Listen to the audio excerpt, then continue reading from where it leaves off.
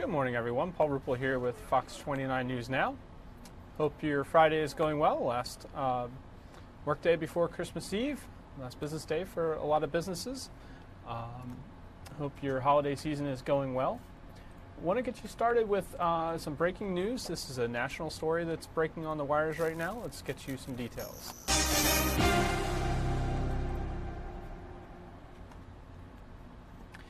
A Colorado sheriff's official says authorities have arrested the fiance of a woman missing since Thanksgiving. Teller County sheriffs say Patrick Frazee was arrested Friday morning in Woodland Park, Colorado. They say he could not immediately provide information about charges. The woman you saw there, Kelsey Bareth, was last seen near her home in central Colorado. The investigation opened December 2nd after Bareth's mother requested a police check on her daughter. Surveillance video showed the 29-year-old entering the store with what appeared to be her 1-year-old daughter in a baby carrier. Frazee told police he last saw her later that afternoon when he picked up the couple's daughter. Police have been searching his property and grounds for days. There's some video we have of those searches. Again, police say a Colorado sheriff's official says the authorities have arrested this woman's fiance. She's been missing since Thanksgiving. No word on charges yet. We'll have more on the Fox 29 News at 5, 6, 10, and 11 tonight. Another big national story we're following, of course, today is the shutdown. The potential for a partial government shutdown. That could come as early as midnight tonight. Fox's Doug Luzader covered this story for us this morning. Let's get you his live report. It could, when the clock strikes midnight, funding for several federal agencies will expire, and there's no deal in sight. Here's Doug Luzader's report from Washington. I think you might be surprised. A partial government shutdown could be just hours away now. I know we thought we had it temporarily fixed yesterday, but no. When the clock strikes midnight, funding for several federal agencies will expire, and there's not a deal in sight. It's like, Doug, we think there's a deal, and oh, wait, no, he won't sign it. Oh, we think that, oh, no, that's not, no. And when I heard, the House passed this, I go, no, it's controlled by the Democrats. Oh, not yet. Not yet. Not yet. That's true. And first of all, pardon me, my voice is in the process of shutting down right now, so bear with me. But yeah, I mean, the Senate is going to be the one to watch today. It just doesn't look like the votes are there for the president's border wall. This is going to be ground zero for the fight today. And where it goes from here is anyone's guess after the president's declaration late yesterday. I've made my position very clear. Any measure that funds the government must include border security. Has to. That was a shock to the system. Most here thought there was a temporary deal. The Senate had passed a measure to keep government funding at current levels through February, averting a shutdown. And the House would follow suit. Not so fast, as House Republicans were summoned to the White House. The president informed us that he will not sign the bill that came over from the Senate last evening because of his legitimate concerns for border security. The motion is adopted without objection. A motion to reconsider is laid on the table. So the House passed a new funding bill with $5 billion for a border wall, a move that floored Democrats who didn't think the GOP had the votes to do it, all on a day when the Pentagon had its own shakeup. Defense Secretary James Mattis tendered his resignation, effective early next year. He has not been on the same page as the president, who recently announced plans to pull U.S. troops out of Syria and possibly Afghanistan. Democrats pointed to what they see as a growing sense of chaos. General Mattis is stepping down, and we know he has real disagreements with the president on Syria and on the wall. And now, President Trump is throwing a temper tantrum and creating the Trump shutdown of the government. All right, so the ball is in the Senate's court today. It's just tough to envision a scenario where you get this group of Democrats that will side with Republicans to get 60 votes they need to get anything through the Senate on this that includes border wall funding. Mike and Alex. Now that's just cruel. No, it's a compliment, Doug. No, just Just talk a little bit about anything. Hello Yeah, there. just talk about what you have for breakfast this morning. That's right. Well, I had some green tea. I had a cup of coffee. Yeah. That's about as far as I can go, right? Well, we hope you feel better, Doug, but I tell you, it's nice. Yeah, try some. Y'all are making me blush. Try some marmalade. Or marmalade. And club sauce. Or some honey. Oh, honey, yeah. right down your raspy throat. Okay. As our anchor's having a little bit of fun with Doug in Washington. As you can see, as Doug reported, we're awaiting word on when the Senate might vote on the bill that passed in the House last night. If it happens while we're on air, we'll bring that to you immediately.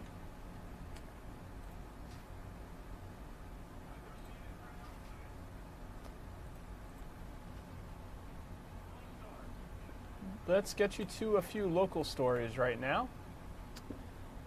This is a segment, another segment from Good Day Philadelphia this morning. A former Lehigh University student is charged with attempted murder after authorities say he tried to poison his own roommate.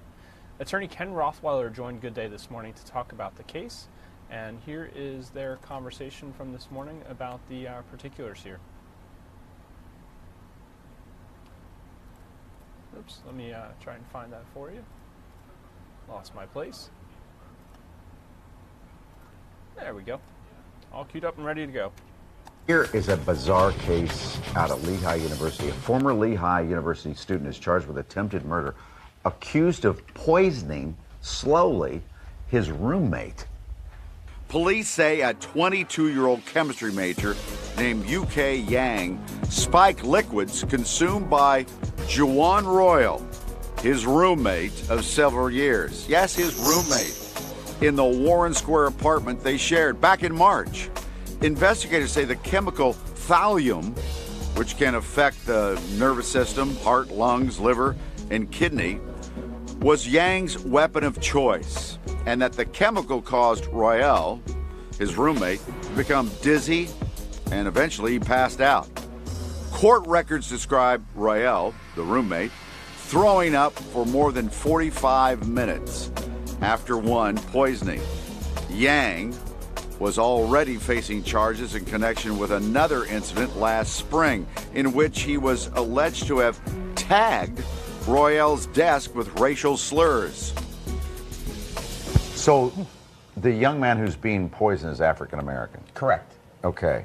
How long did this go on? It went on for months. This actually started in the spring. Do you know why he wanted to kill him? I don't know. He obviously didn't like him, but it's strange to me because they roomed together for a couple of years. Yeah. And when you're in college, if you don't like your roommate, you make a request and you get a room change. You're transferred. Instead, he tried to kill him. Now, it's interesting that when the police came, because that's how they first come out, because he was sick, right? Right. The African-American roommate. Now, when they came, was he saying, oh, someone's been tampering with some stuff? Yeah, that's what Yang said. He kind of put that out there. Yeah, he put that out there. Someone's tampering. Someone broke into our room and wrote racial slurs. Someone's putting stuff on our food. And all along, it looks like Yang was the guy that was doing it. What a dope. I mean, they probably wouldn't have even thought of the food thing until he brought it up. No, that's exactly right. I guess he thought that he was throwing him off, maybe. I think so. Let me tell you how they put it together, though. First of all, Yang was a chemistry major. First major point. Well, there you go. Second of all, they looked at Yang's computer. Guess what Yang ordered on the internet? Thallium. Thallium, yeah. Step number 2. Number 3, he gave a written statement. It matched the racial slurs that were on his roommate's desk. And fourth, he put the food, he admitted finally that he put thallium in the food and put it in the community refrigerator. Now, why did he admit that? Because his defense here is, look, if I did bad on tests, I was going to eat the stuff myself and kill myself. No. That's the defense. I've never heard that before. Well, you have to read further into the story here a little. But that's what he said to the police. He said, look, I put the stuff in the food, and in case I did bad on my test, I was going to eat it myself and, do it myself. That's his defense. I think he needs a better lawyer, actually, is what I think he needs. Well, he knows chemistry, and that must be just about it. That's for right. His talent. That's about it. Yeah, he doesn't have a talent for But getting his away with roommate's murder. not dead. His roommate is not dead. He's been sick for a long time. This thallium really does a number on your nervous system.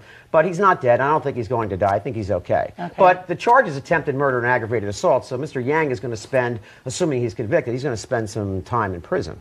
How much time? Yeah, what do you think? He could spend a lot of time. Attempted murder? 10, 15 years? Oh, yeah, 10, 15 years for sure. Yeah, absolutely. Serious charges.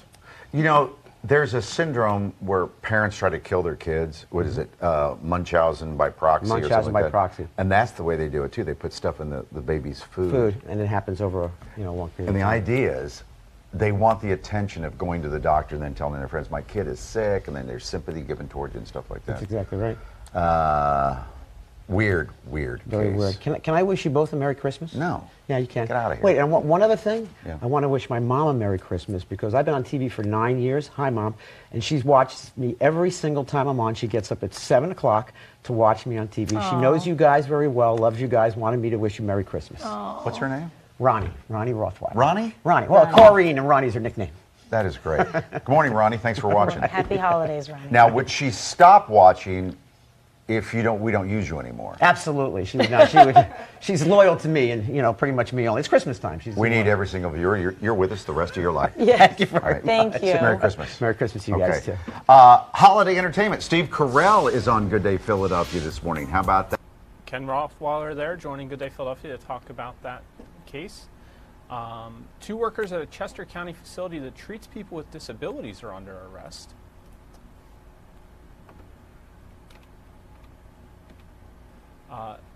Rain Portella of Glenside and Anthony Merrick of Coatesville are now both charged. The alleged incident happened at the Devereaux Canner Center in West Whiteland Township in July. Investigators say surveillance video shows both watching the fight. They say Merrick then even encouraged the fight, recorded it, and uploaded it to Snapchat. That's according to authorities in Chester County.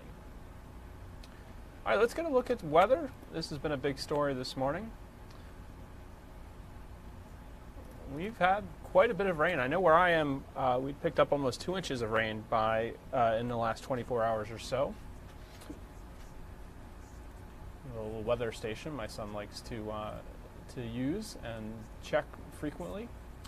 You see on Doppler radar there, lots of moisture still. I believe New Jersey is expected to get slightly more, parts of New Jersey, than the rest of the area, but 2 to 3 inches in the forecast, some amounts 4 inches or more.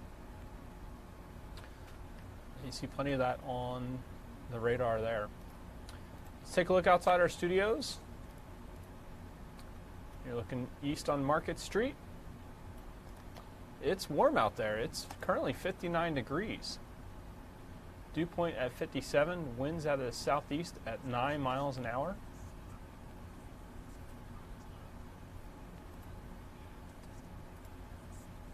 Here's a look at Ocean City, New Jersey. You see foggy conditions, rain. Not a very nice day out there at all. Let's get a look at current conditions. 59 right now, as we mentioned, in the city. 50s in much of New Jersey. You got some 60s on there. Pottstown, Lancaster, Reading, Allentown. 55 up in Mount Pocono. Far warmer than it was yesterday. Your northeast temperatures. Plenty of 60s on the eastern seaboard. 40s back to the north and east. We're only 12 degrees behind Miami right now. 71 in Miami, 62 in Tampa, 50 is on the Gulf Coast. 50 out in San Francisco, Portland, a chilly 36. Lots of 30s and some even 20 up in Minneapolis right now. Winds have been a factor as well. Right now, they're down to only 9 miles an hour in the city, calm in some parts, but single digits in some places. Sue Serio tweeted this morning that we've already felt wind gusts of 54 miles per hour in Wilmington, Delaware. And it's been mighty windy in other places, especially along the coast. Hopefully your umbrella made it through the morning. As you can see, winds are dying down a little. Still getting some gusts, 23 in Allentown, but they have come down quite a bit. Making it feel not much chillier than it is out there.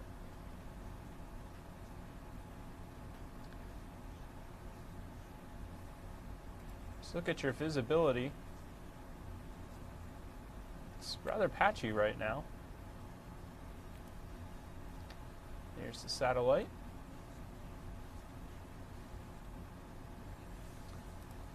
Your weather by the numbers. Right now we're calling today a 5. And your forecast from the Fox 29 Weather Authority. Rainy, windy, 64 today. Saturday looks like a 7. Clouds to sun, 48. See those overnight lows in the 40s right now. Sunny and chilly, 45 on Sunday for the Eagles game. Monday, Christmas Eve. A flurry in the morning, possible. Sunny. High of 43. Maybe a little bit of a white Christmas there, or day before anyway. Sunny and cold on Tuesday, 42. Wednesday, mostly sunny, 44. Thursday, sun to rain, 44.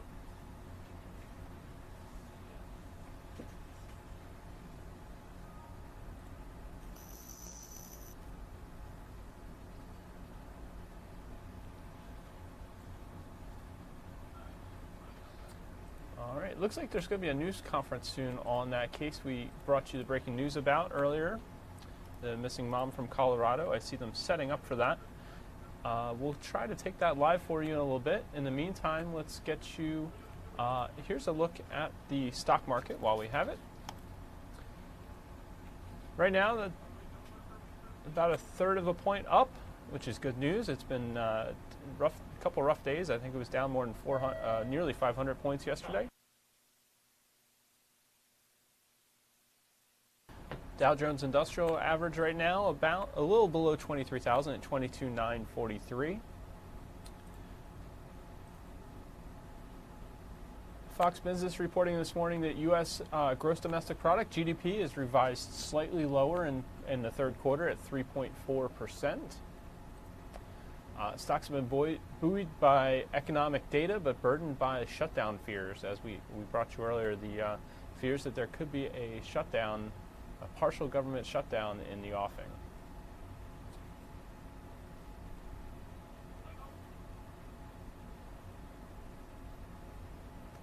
This is so far. This has been the worst month for the market since 1931, the Great Depression. Let's go to Colorado, where it looks like they may have started this news conference about the arrest of a fiance in the case of a woman missing since Thanksgiving. Let's listen in. Okay. Again, we'll be starting at about 10 o'clock, and we'll see you in a few minutes.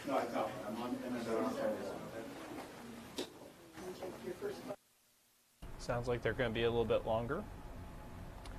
Let's get you some business news. Toys for Tots is in need of some help, and Treasury Secretary Steve Mnuchin is countering the Fed's comments on rates rising next year. Fox Business Network's Tracy Carrasco has more in today's Morning Business Outlook. Investors on edge after another sell-off yesterday. Stocks down across the board, with the Nasdaq on the verge of entering bear market territory. Treasury Secretary Steven Mnuchin said Thursday that market reaction following the Federal Reserve's two-day policy meeting this week has been completely overblown, and he suggested the central bank may not need to raise rates at all next year if inflation remains low. Mnuchin said he thought markets were disappointed in Fed Chairman Jerome Powell's comments at a press conference Wednesday, when he said central bank officials expect to raise rates twice next year. And Toys for Tots feeling the void left behind by the bankruptcy of Toys R Us.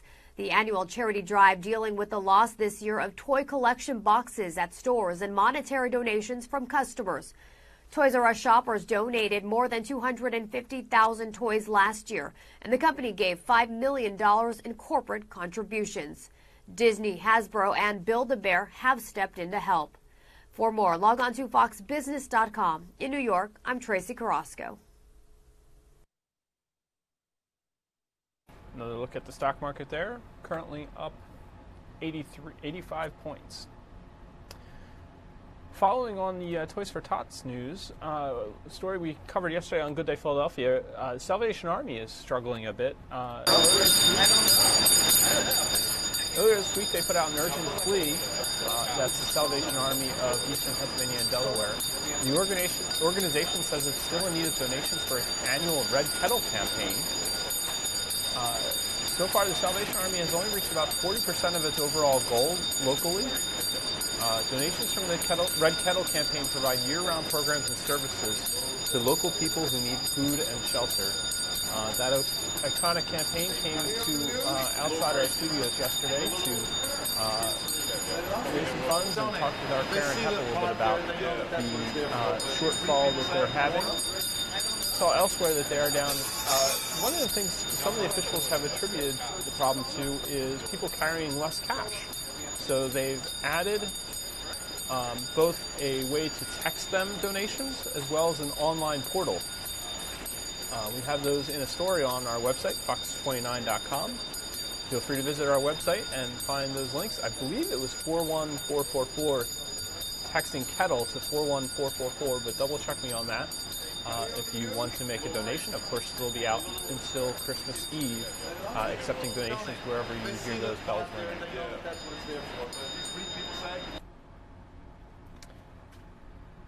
All right, this is a cute story. Our Jenny Joyce recommended re-airing this.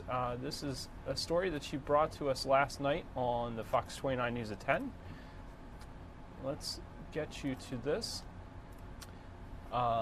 Mary Poppins Returns hits theater. And one local boy is so excited his family rented an entire theater to host a premiere. Here's Jenny's report from last night.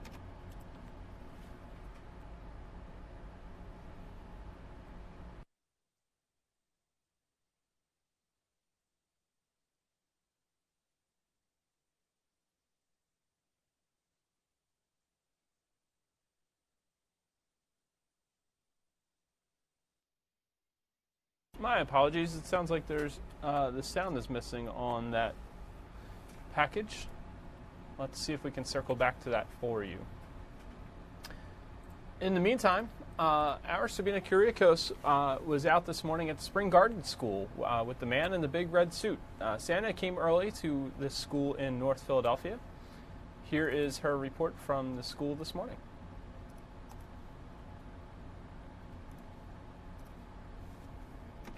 Here we are at Spring Garden School. Okay, I think the secret's out. You guys are ready for the big man, Santa Claus? Everybody ready? Come on in. There he is.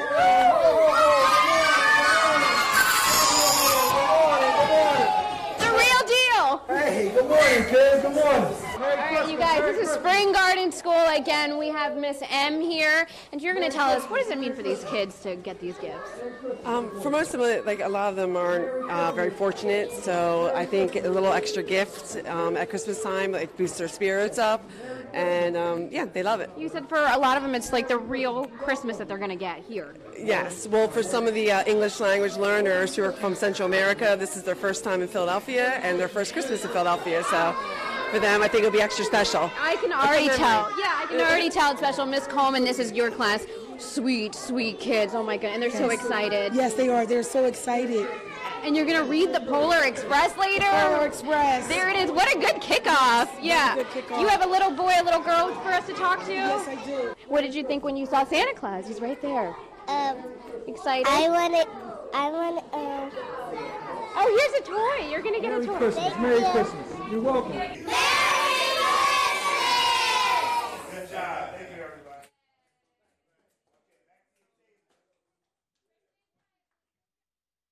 Very cute story there. Let's take a look at conditions around our region. Let's get you a look at our Fox 29 weather cams while we await that news conference from Colorado about the missing mother, her fiance being charged. Here is a look. These are our Fox 29 weather metrics cameras, and let's take a look.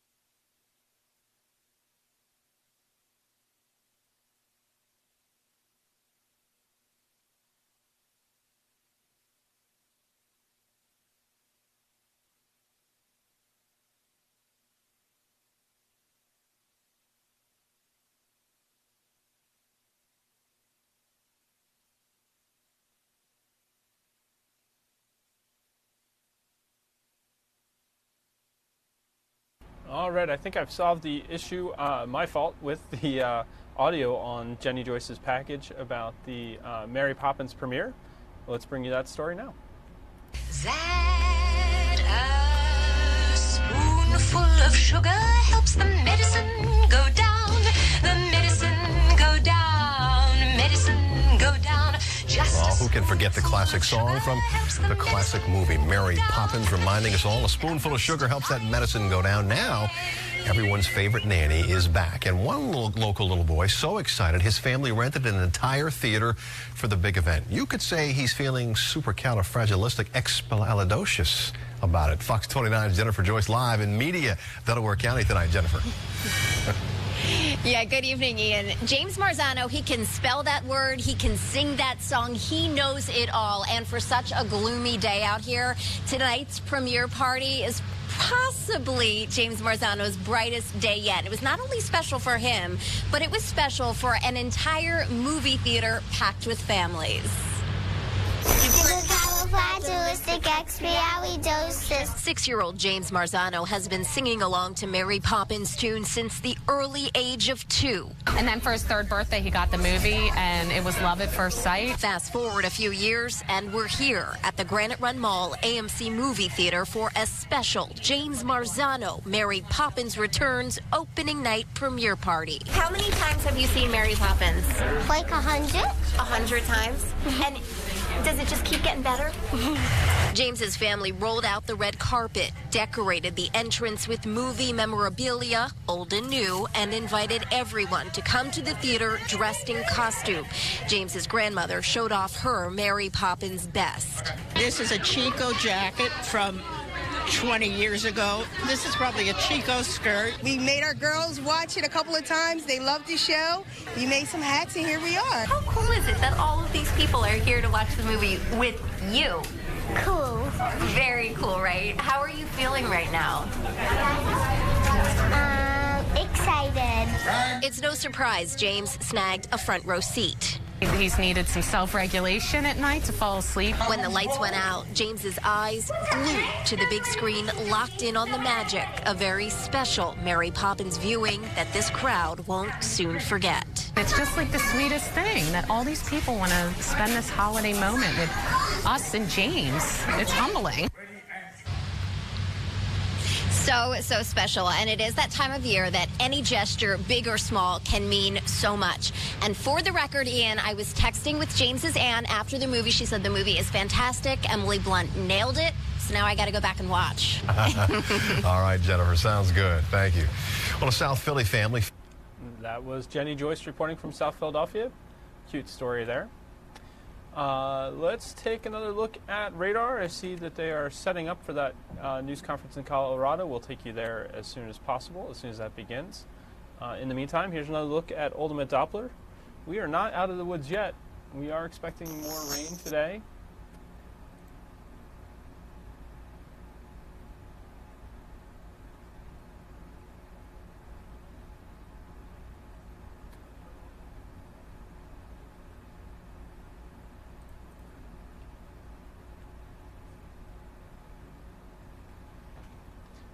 Let's get a live look at, let's look back at Wilmington, Delaware. Currently, doesn't look like the rain's falling there at the moment. Looks like traffic's moving along pretty well. Here's a look outside our studios in Old City. Still 59 degrees outside, dew point 57. Winds out of the southeast at 9 miles an hour. So it does seem that the winds have died down a bit, which is good news. We're gusting pretty hard, especially down in Wilmington where we showed you moments ago. Sue Serio mentioned this morning that it was, I think it was a 54-mile-an-hour wind gust.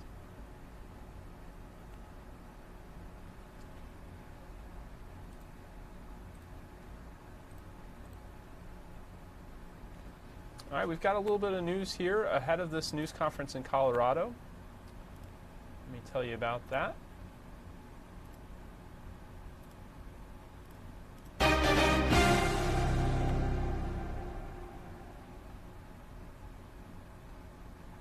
Officials now say the Colorado man arrested in the disappearance of his fiancée was charged with murder and solicitation to commit murder. So, might be a conspiracy coming here.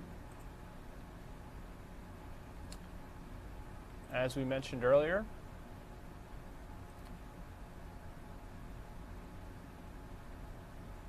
Kelsey Barrett was last seen near her home in central Colorado. That was back at Thanksgiving, I believe. The investigation opened December 2nd after Barrett's mother requested a police check on her daughter. Surveillance video showed the 29-year-old entering a store with what appears to be her 1-year-old daughter in a baby carrier. Frazee told police, that's the gentleman who's now charged, Patrick Frazee, her fiance, he told police he last saw her later that afternoon when he picked up the couple's daughter. So, authorities are setting up for a news conference. We'll keep it here to see. I believe they were planning to start at 10 o'clock local time, which is 2 minutes from now. So we'll stay with this shot and bring you the news conference as soon as it begins. But again, the fiance, according to the Associated Press, wire alert just crossed. Officials say that he has been arrested in the disappearance, and he's been of his fiance, and charged with murder, solicitation to commit murder.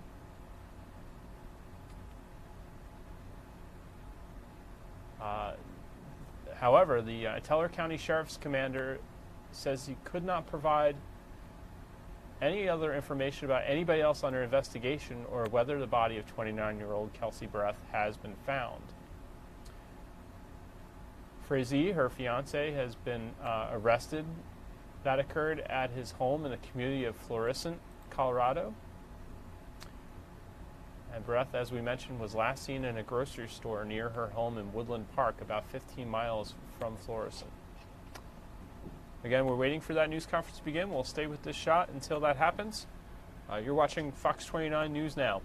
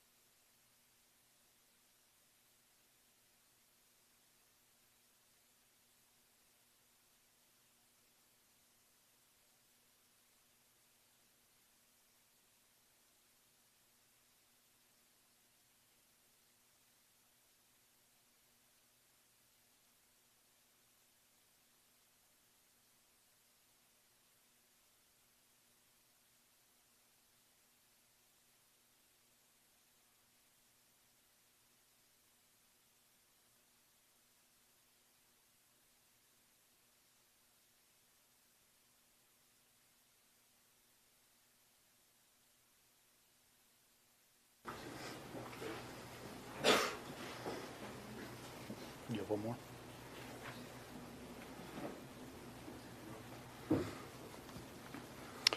Good morning. My name is Miles DeYoung. I'm the Chief of Police for the City of Woodland Park. With me this morning are District Attorney Dan May with the 4th Judicial District. My apologies. I have Teller County Sheriff Jason Mikesell with me, Colorado Bureau of Investigations Director John Camper, and FBI Assistant Special Agent in Charge Mike Nordwell. We're holding this morning's news conference to update you on recent developments in this case. Today we arrested Patrick Frazee on charges of first-degree murder of Kelsey Barrett, and he is currently being held in the Teller County Jail. As a reminder, Patrick Frazee is presumed innocent until proven guilty. Patrick Frazee was taken into custody this morning in Florissant, Colorado, just after 7 o'clock this morning, Mountain Standard Time, by members of the multi-jurisdictional task force, including the Teller County Sheriff's Office and the FBI. Patrick was taken to the Teller County Jail, where he'll be held. His mugshot will be sent to the media following the news conference through the media distribution list. Kelsey's daughter, Kaylee, is in protective custody and will be reunited with Kelsey's family. I cannot stress enough that this is a difficult time for Kelsey's family. They are not providing interviews, period. Please respect the family's request. This has been a methodical and time-consuming multi-state operation, with investigators working nearly around the clock to find Kelsey. While we have not found Kelsey at this time, information has been developed that is helping to narrow down our search.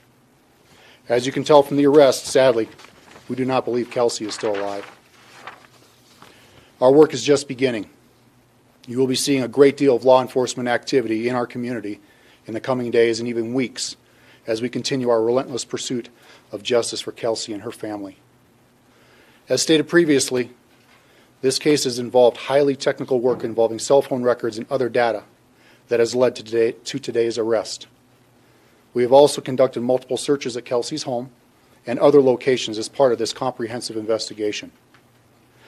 I can tell you we understand you demand a full accounting of why this has happened, and nothing is more important to all of us than determining the circumstances surrounding Kelsey's murder and bringing Kelsey and her family justice.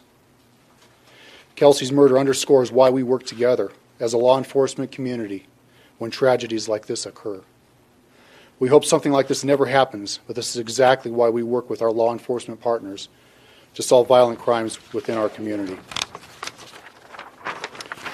The safety of our community and our citizens is the top priority for all of us standing up here.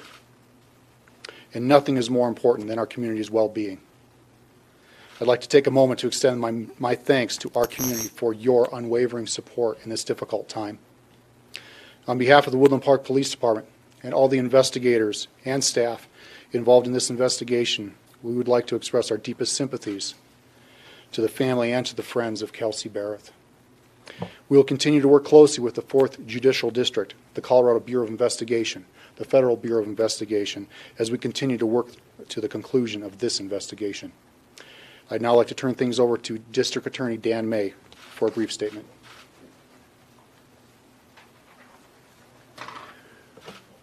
Patrick Frazee was charged this morning with first-degree murder and solicitation for first-degree murder. That is what he was booked in on. Those who may be familiar with the process, formal charges will be filed in the days ahead. We anticipate the next procedure by the court will be an arraignment. We do not know the date of that yet. We were told earlier today it would be 1:30 this afternoon. As we drove over here, we were told it would be 10:30 this morning.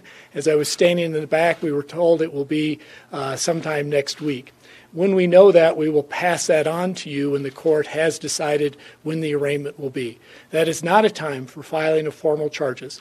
I've told you what he's been booked in on. It is our office's discretion to file formal charges and any charges we see that are appropriate.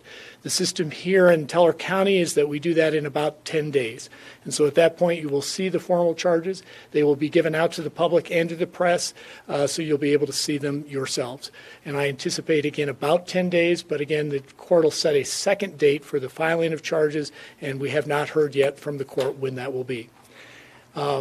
As the chief said, the case at this point transfers from the police department over to the district attorney's office. We will be the point of contact from this point on, and we will be the lead agency from this point on. So if the press has any contacts they want to make, Lee Richards is my PIO. She's standing at the wall over there. She'll be the one that you should contact here as we go forward. She will keep you informed of all court dates. She'll do that by Facebook and Twitter, and so you'll be able to have those contacts. The family, if you want to contact them, that will be through our office. If you wish to contact them, address that to Lee Richards. I know right now they do not want to be contacted, and they've asked that we set up that formal procedure. I can tell you we are not going to try this case in the press. That's not something we do here, and I don't anticipate doing that, but we will inform you of all new court dates and anything that's in the public record going forward. I do want to acknowledge that, we have put together a task force here. This task force is not ending. The collaboration and the work is still going forward. I anticipate that collaboration will be going forward for some weeks yet to come. I know that many in the press have asked to see affidavits. Those affidavits have been sealed by the court. I anticipate that those affidavits will remain sealed until other investigative leads can be followed up on. I anticipate it'll take some weeks to follow up on all the investigative leads that all the agencies need to do in this case. So I anticipate it'll be probably up to 30 days before the court may address whether records may be unsealed at this point. Certainly at that point, the defense may have an opinion of whether they should be unsealed at all. I can tell you my office's position is we are not going to unseal records if it'll put the investigation itself in peril. And that is the status right now, that there are a lot of investigative leads that still need to be done. Once the investigators tell us it will not affect their investigation, we will not have an objection to opening up those affidavits to the public and to the press. But I can't speak for what the defense may do or what the judge ultimately will do in this case. But I know that that's a question that's been in there, and I wanted to cover that. I got to tell you, the efforts by the multi-task force here has been phenomenal. As I said at the previous press conference, when a small community like this gets something like this, it's important to have those contacts beforehand and have people who come in and step forward. The FBI has done a tremendous job. I think they've had 20, 30 agents at least, not only here but across multi-states in terms of the investigation they're doing here. I've gotten to know John Cronin a lot better than I ever thought I would, along with Andrew Cohen, who are both here today. They're doing amazing work up here. And it's amazing the technical expertise that they can bring that local agencies just don't have.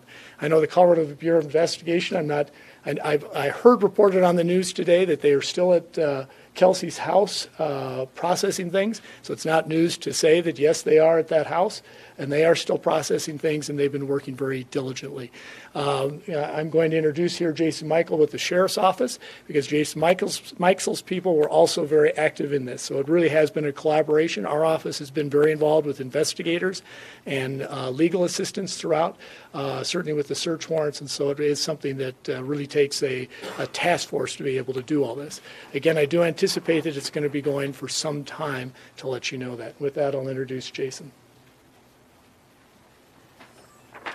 Thank you. First and foremost, I just want to say our deepest sympathy for Kelsey Barrett's family and all those affected in our community. We've talked a lot about the joint investigation and the status of that. And I'll tell you, you have a lot of tired deputies and police officers that have done an amazing job, and agents. They didn't stop. And I think that's important for our community to know. One of the strong points of our community is the support that we receive from them. And the thing that we know in Teller County is that we're a family here in this county, in this community. And you all have banded with us, and we have stood shoulder to shoulder with you and back to back. And I just want you to know that that strength is what really pushes our deputies and officers and agents in our community to really push forward, because they've done an amazing job. They've worked tirelessly 24 hours a day, and they just have not stopped till they got the job done. So this investigation is ongoing. It's not going to stop, and it does deeply affect our community. And just know that we're here to support you as well. And I just thank you all for everything that you've done for us in the community. I do want to introduce Agent Mike Nordwell, a great partner to us, and we really appreciate all that he's done. If you have any questions for us, we're going to direct everything to the Woodland Park Police Department for now. Our agency has assisted with this case, but they are the lead until it turns to the District Attorney's Office. Thank you. Mr. Nordwell. Thank you. I'm Mike Nordwell. I'm a special agent in charge, an assistant special agent in charge with our Denver division. Woodland Park Police Department initially contacted our Colorado Springs office shortly after Kelsey disappeared. In the last 3 weeks, we've assisted Woodland Park PD with the investigation and provided a variety of investigative resources to their department. The FBI would like to thank the Woodland Park Police Department, the Colorado Bureau of Investigation, Teller County Sheriff's Office for their collaboration and efforts as we've worked alongside with them to further this investigation. Over the past 3 weeks, the FBI has provided our evidence response team, expertise from our behavioral analysis unit, technical analysis, and investigative resources from multiple field divisions across several states. Woodland Park PD has been alongside us the whole way, along with our other state and local partners in pursuing these investigative leads. We've devoted agents solely to assist in this investigation, and we will continue to do so until the conclusion and those that are responsible for this horrific act are brought to justice. Thank you. All right, at this time, we're going to go ahead and open up questions. Thank you so much for this. I appreciate that. We will start right here. Chief, can you speak to the evidence that issues of murder charges? What was collected from the house? I'm not going to talk what specifically was collected from the house, but due to multiple interviews, we've come to a point as of last night where we were able to apply for an arrest warrant, and it was signed off by a judge. What would lead to the solicitation of murder charge? We're still working on that charge. That has reached a point where we are able to charge that point, but I'm not able to comment on that because of multiple things that are going on related to that charge. Can you explain the state statute behind it? That would be better explained by our district attorney, but I'm not prepared to speak on that specifically. And again, we're at a very fluid point. The investigation could also review questions. Yes. We will go right here, Vicki. So if there's a solicitation for a murder charge, will there be additional arrests?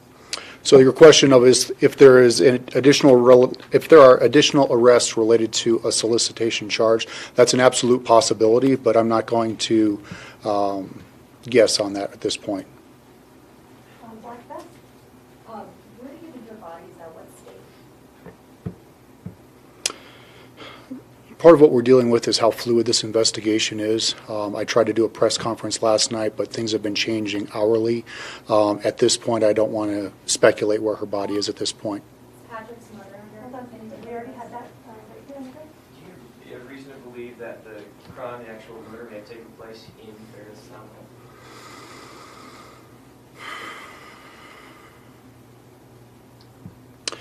Investigators have recovered a number of items that make us suspicious that the crime did occur at Kelsey's residence, and that's why we have been coming back to her residence as we get additional information that leads us to various locations.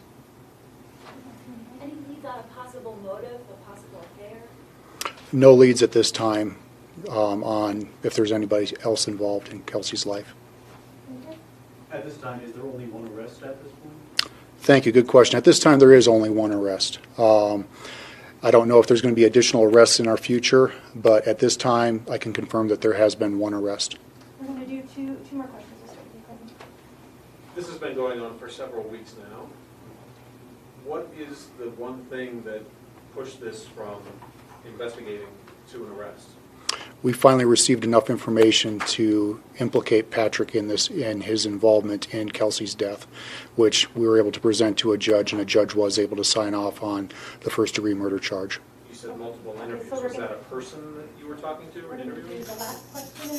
Early on in the investigation, the limited information was that there was a phone that pinged in Idaho.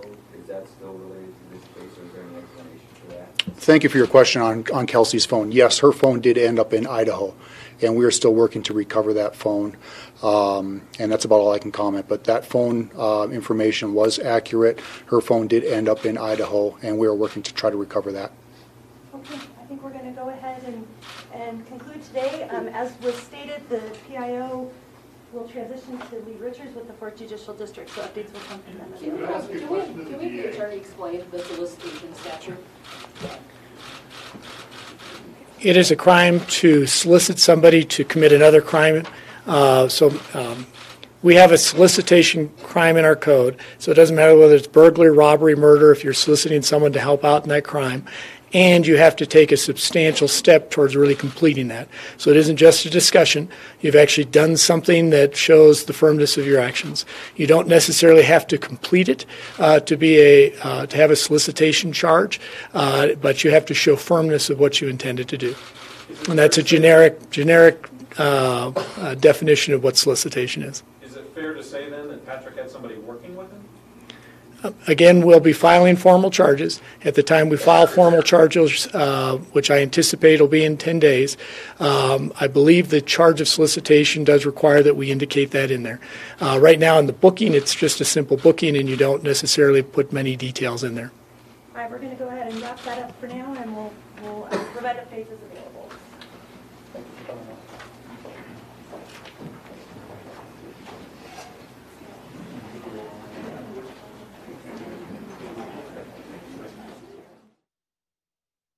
It looks like this news conference is coming to a conclusion. Again, prosecutors announcing charges for the fiance of Kelsey Barrett. He's been charged. The booking charges they mentioned, I don't think it's formally charged for 10 days or so from what they were saying there in Colorado. The booking charges are murder in the first degree and solicitation of murder. That's the only arrest right now. Authorities, obviously with an ongoing investigation, trying to be careful in what information they put out there. It sounds like they did divulge that they believe Kelsey was killed at her home and that her phone has turned up in Idaho. They have not found her body, but they have enough information that they've felt they could charge her fiance, Patrick Frazee. So, national story there. We wanted to get you a look at that. Let's take, we switched right over to Senator Schumer talking on the floor of the Senate, where they're awaiting, where there should be a Senate vote today on a bill that passed the House.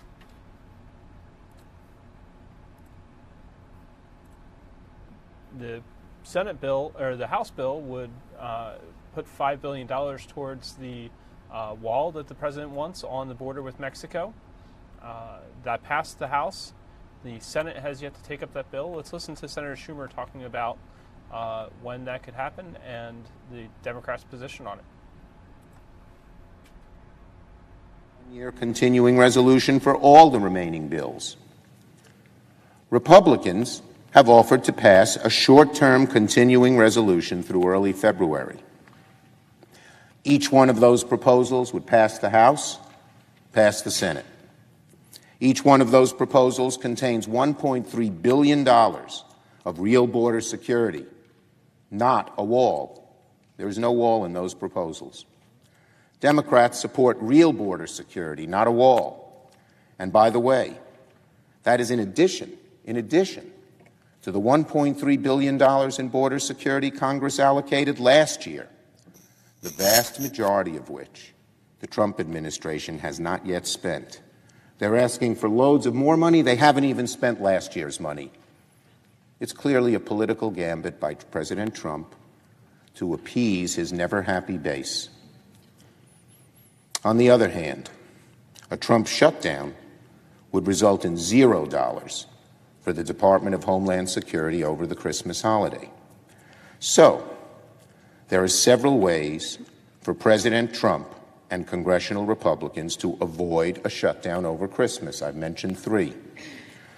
But there is only one way we will have a Trump shutdown: if President Trump clings to his position for an unnecessary, ineffective, taxpayer-funded border wall that he promised Mexico could pay for. I yield the floor. The absence of a quorum. Clerk will call the roll. Mr. Alexander.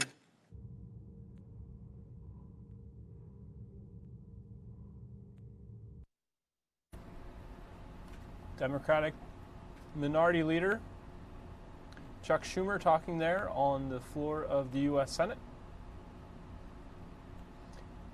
Senate to vote on a bill later today that was passed in the House, about a $5 billion, that would include, it's a continuing resolution to keep funding the government and avoid a partial shutdown. That bill includes $5 billion for the border wall. You heard Senator Schumer there saying that Democrats have put forth proposals that would fund $1.3 billion, would not fund the wall, but would put $1.3 billion towards border security. That bill, I believe, was the one that that went to the president's desk, but he did not sign, prompting the more recent House bill.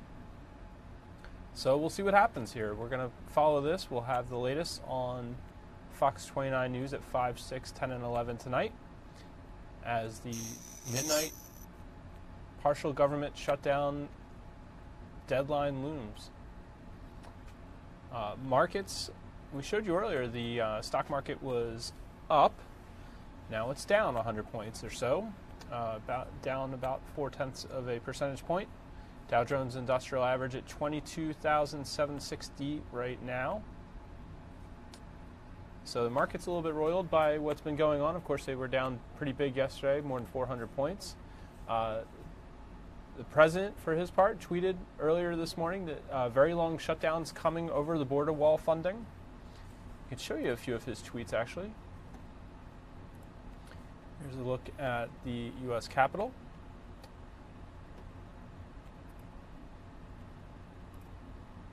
Let me get you to some of the president's Twitter activity this morning. He's been quite active. He called on Senator Mitch McConnell to use the nuclear option. Not in this one, but said that the majority leader in the Senate should fight for the wall and border security as hard as he fought for anything.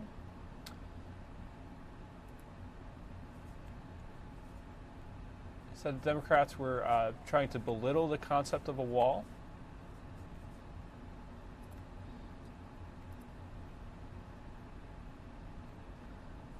Says the wall's work would save hundreds of billions of dollars.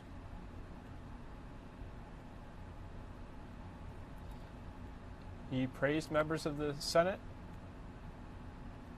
praised members of the House, excuse me, for traveling back to Washington, D.C. to hold that vote that included the $5 billion for the border wall.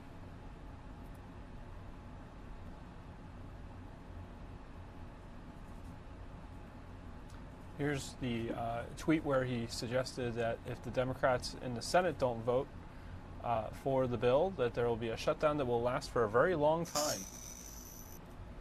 Of course, this comes on the heels, I believe Senator Schumer mentioned it. He certainly has plenty of times over the last couple days when he and Democratic Minority Leader Nancy Pelosi, the incoming House Speaker, likely, went to the White House recently to talk about the border wall funding and the budget situation. President Trump said he would be proud to take the mantle and shut down the government to get border security. He's trying to shift the blame back to the Democrats here, but he said he'd be proud to do it in that conversation. The president declared shutdown today. If the Democrats, there's another example of the president trying to shift that blame back to the Democrats. Talking a bit about former President Reagan. Here's where I mentioned this tweet to Senate Majority Leader Mitch McConnell, telling him to use the nuclear option and get it done. Our country is counting on you. He wants the Senate to vote a straight majority up or down for the bill. And looking at the wires at the moment, there's an update here that McConnell's spokesman says the GOP leader opposes the president's call for the nuclear option to change Senate voting rules.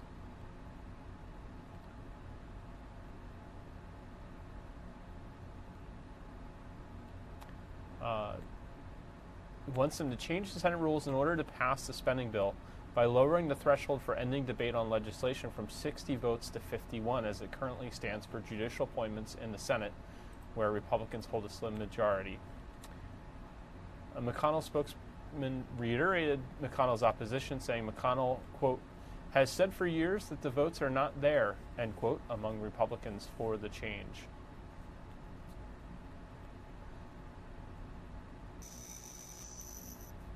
Senate has been called back into session. You saw there. You know what? As I'm looking at and reading some of these, some of the reporting here, Senator Mitch McConnell, the majority leader of the Senate, has taken the mic, and let's hear what he has to say. Much needed investments in disaster relief for hard-hit communities and in our national security, particularly the integrity of our borders. In my view, this legislation that would be quite uncontroversial in a more normal political moment, in a moment when both parties put the obvious national interest ahead of any personal spite for the president. I support the additional border security and disaster aid that the House added to the bill, and I'm proud to vote for it.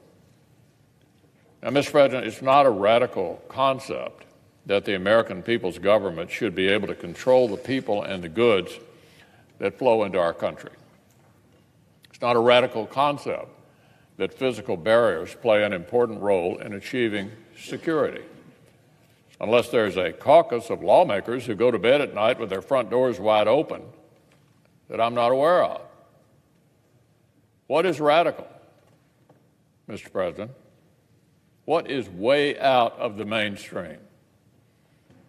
Is this absurd premise of the open borders far left that achieving basic stability and law enforcement on our southern border is somehow in itself without compassion or discriminatory or immoral?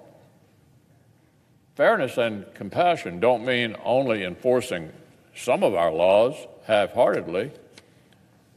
Fairness and compassion mean that we fulfill our governing duties for the American people. And if we continue to throw up our hands and tolerate a status quo that is allowing too many drugs and dangerous criminals to travel freely into our land, then this federal government is not doing its duty. The facts are clear on this. The need for greater security on our southern border is not some partisan invention. It's an empirical fact, and the need is only growing. Apprehensions along the border have nearly doubled in the past year. The men and women of the Border Patrol are encountering greater numbers of gang members and individuals with criminal histories, more family units, more seizures of cocaine and fentanyl. This is a real crisis, a real crisis. The implications for American communities, for vulnerable children, and for Border Patrol units that are already stretched thin are very real. So, Mr. President, there's no bright line of principle that sets this request for border funding apart from similar requests that many Democrats have supported in the past. A lot of them have supported this in the past. There's no sharp distinction between the proposal my friends across the aisle have decided to oppose today and proposals they've been happy to endorse in the past. The only thing that's really changed are the political winds way over on the far left. That's what's changed. So let's not end this year the way we began it, with another shutdown over the issue of illegal immigration. Remember this back in January? All because the Democrats are unwilling to support common sense measures to address it. Let's advance this legislation, Mr. President. Let's pass it. Let's finish our work for this year. Let's secure our country. So, Mr. President, I ask the Chair to lay before the Senate the House message to accompany H.R. 695 and ask for the yeas and nays. Is there sufficient second? There appears to be. The clerk will call the roll. Mr. Alexander, Ms. Baldwin, Mr. Barrasso, Mr. Bennett, Mr. Blumenthal, Mr. Blunt, Mr. Booker, Mr. Bozeman, Mr. Brown, Mr. Burr, Ms. Cantwell, Mrs. Capito, Mr. Cardin, Mr. Carper,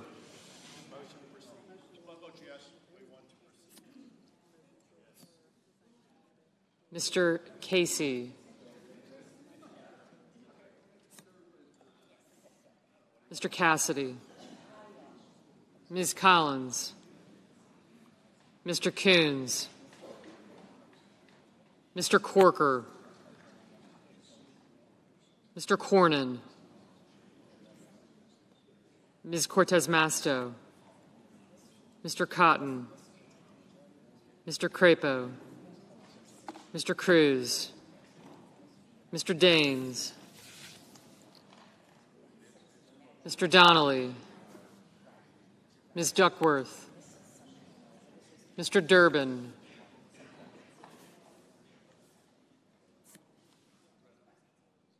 Mr. Enzi. Mrs. Ernst. Mrs. Feinstein. Mrs. Fisher.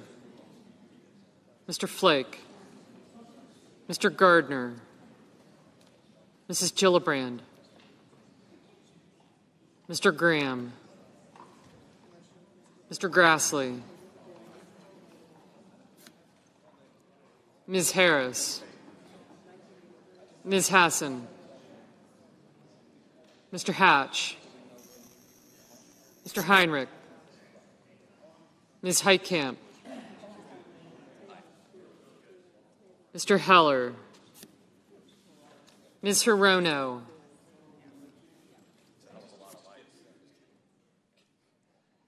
They light up. Mr. Hoven. Mrs. Hyde-Smith. Mr. Inhofe. Mr. Isaacson. Mr. Johnson. Mr. Jones. Mr. Kane. Mr. Kennedy. Mr. King. Ms. Klobuchar. Mr. Kyle. Mr. Langford. Mr. Leahy. Mr. Lee. Mr. Manchin. Mr. Markey. We'll stay with this Senate vote for a few minutes and see the outcome. Just a quick glance at the stock market. Market currently down 128 as investors keep a watchful eye on the Senate and whether the partial government shutdown that could loom at midnight tonight. Let's go back. We also have some breaking news to get you in a moment after the conclusion of this vote. So stay with us here at Fox 29 News Now. Portman. Mr. Reed. Mr. Risch. Mr. Roberts. Mr. Rounds. Mr. Rubio. Mr. Sanders. Mr. Sass. Mr. Schatz. Mr. Schumer. Mr. Scott. Mrs. Shaheen. Mr. Shelby. Ms. Smith. Ms. Stabenow. Mr. Sullivan. Mr. Tester. Mr. Thune. Mr. Tillis. Mr. Toomey. Mr. Udall. Mr. Van Hollen. Mr. Warner. Ms. Warren. Mr. Whitehouse. Mr. Wicker. Mr. Wyden. Mr. Young.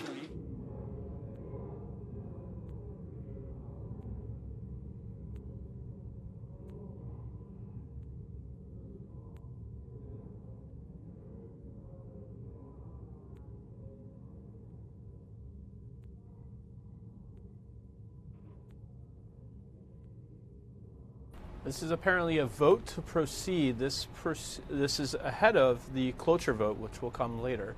The cloture vote is a 60-vote threshold and is not expected to pass, especially with Democratic Senators opposition. voting in the affirmative: Barrasso, Blunt, Capito, Cornyn. We're going to roll through the senators and how their votes went, but this vote, as I mentioned, is on advancing the House border wall funding bill. Simple majority, and depending on whether there's a Senate, a Republican senator or two who votes against it, will determine its outcome. We'll see. We'll stay with this for a moment, and then we'll get you to one more story.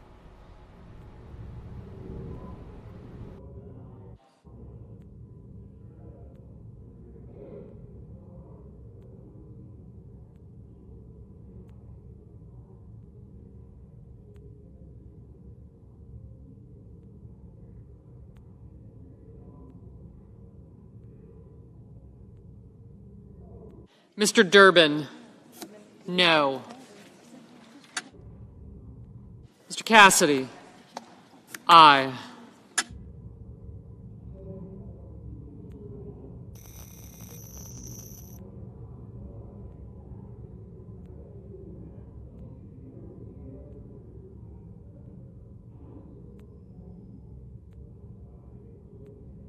Mr. Roberts, aye.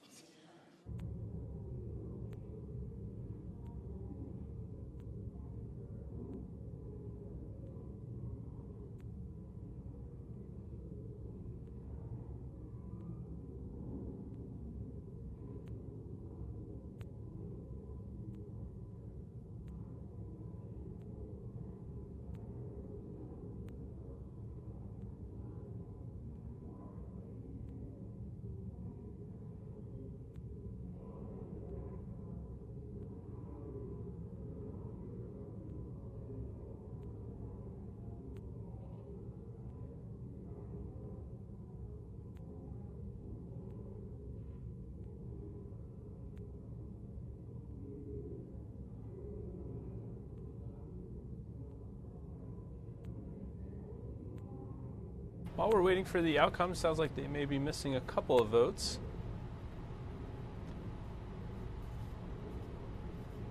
Let's quickly get you to that breaking news I mentioned. Mr. Kane, no.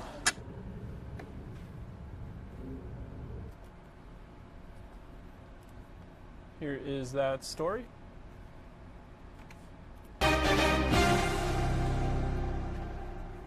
The Supreme Court says Justice Ruth Bader Ginsburg had surgery to remove 2 malignant growths from her left lung. RBG icon, fighter It's for the powerless. Ginsburg's third bout with cancer since she joined the court in 1993. The court says the 85-year-old Ginsburg had the surgery Friday in New York and will remain in the hospital for a few days. The court says doctors found no evidence of disease elsewhere in the body. The court says no additional treatment is planned currently. The growths were found during tests Ginsburg had after she fractured her ribs in a fall on November 7th. Ginsburg is being treated at Memorial Sloan Kettering Cancer Center in New York. That's according to the Associated Press. Let's take you back to the Senate, where the vote to move the House bill forward is continuing. RBG icon.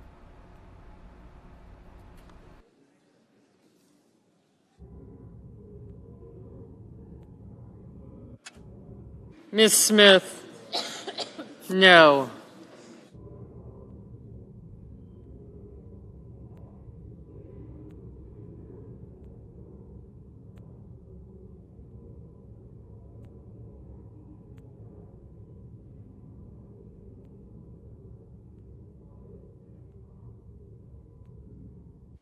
Ms. Duckworth, no. Mr. Rounds, aye.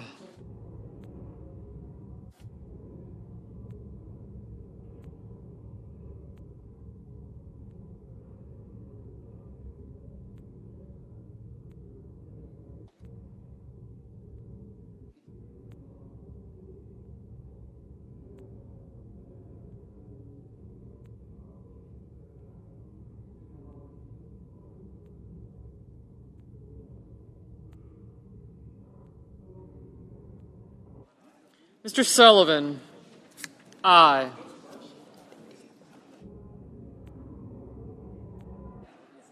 Ms. Collins, aye.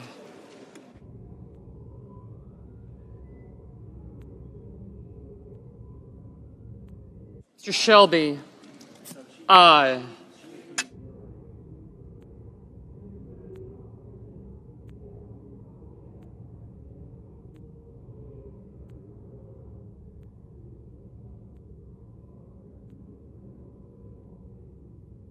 Mr. Toomey, aye. Mr. Reed, no.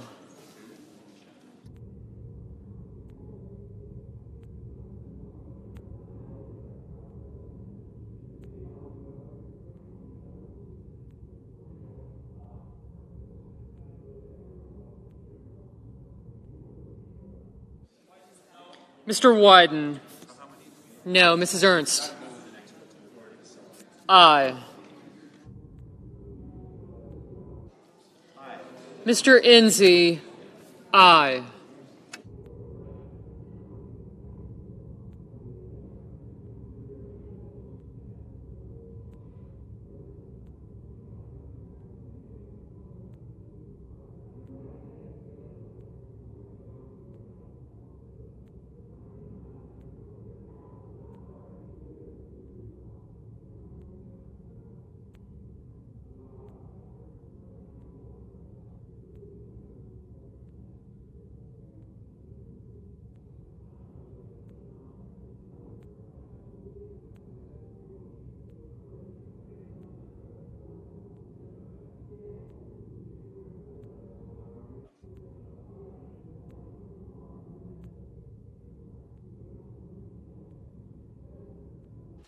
Ms. Hassan, no.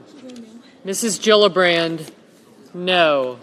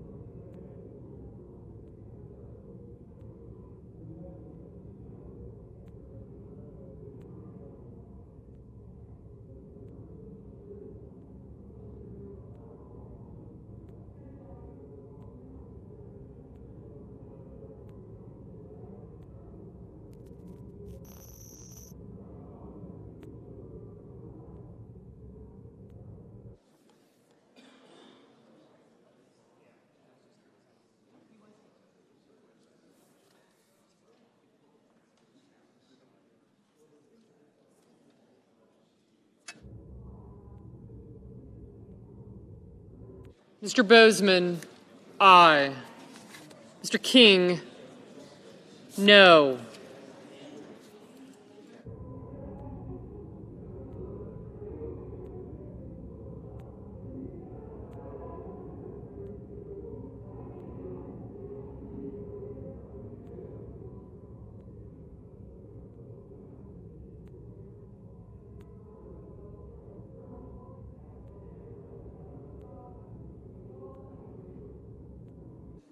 Mr. Sanders, no.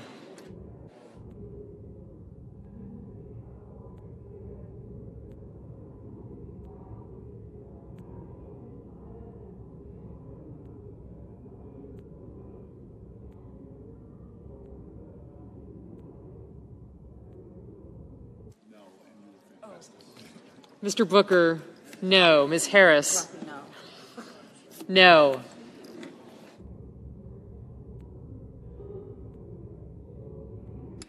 Ms. Cantwell, no. Mrs. Fisher, aye. Mr. Wicker, aye.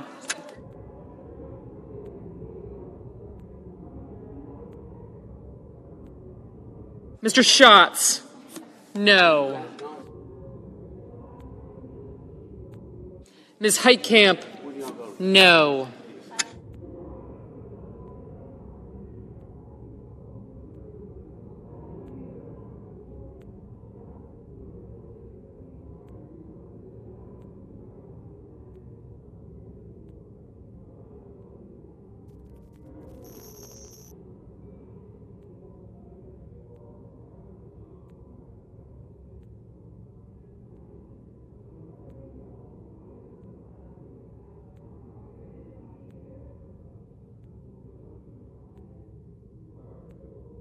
Again, this is a procedural vote to decide whether or not to open debate on the House spending bill, which includes $5.7 billion for a border wall. If it succeeds, there will then be a cloture vote at some point later today on whether or not to proceed to a vote. That will require 60 votes. Mr. Johnson, aye. Mr. Schumer, no. Mr. Peters, no.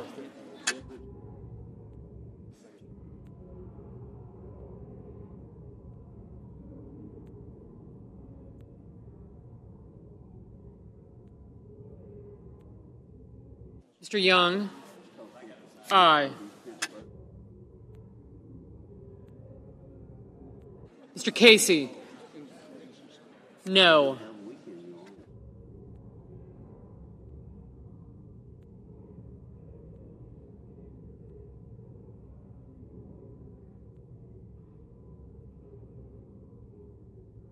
Mr. Coons, no. Mr. Cardin, no.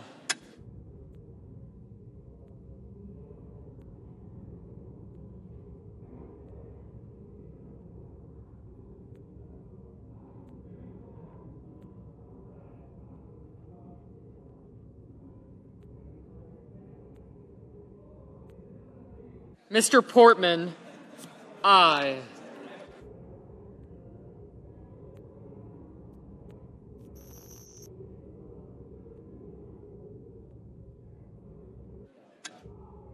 Mr. Graham, aye.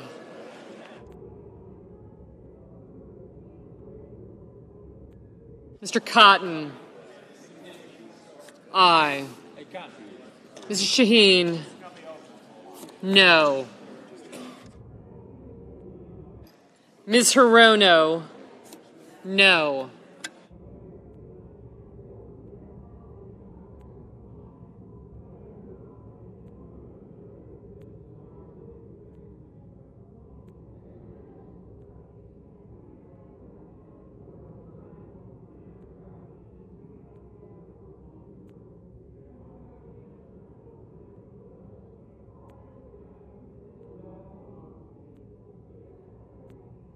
Mr. Menendez, no.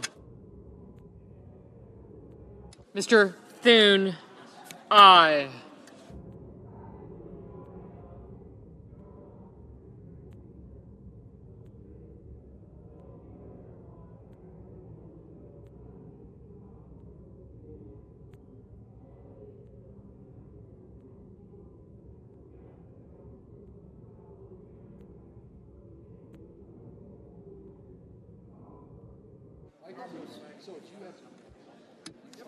Mr. Hoven, aye.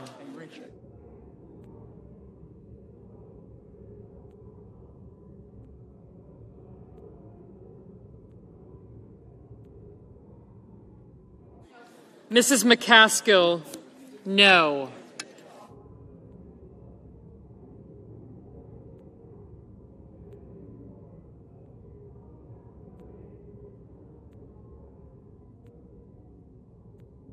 Mr. Carper, no.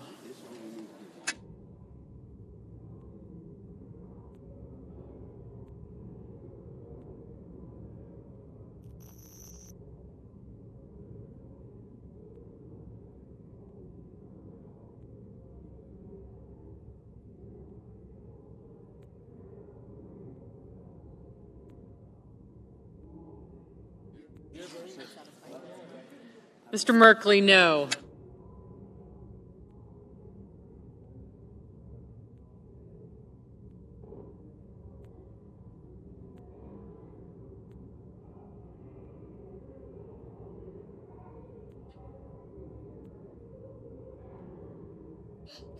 Mr. Rubio, aye.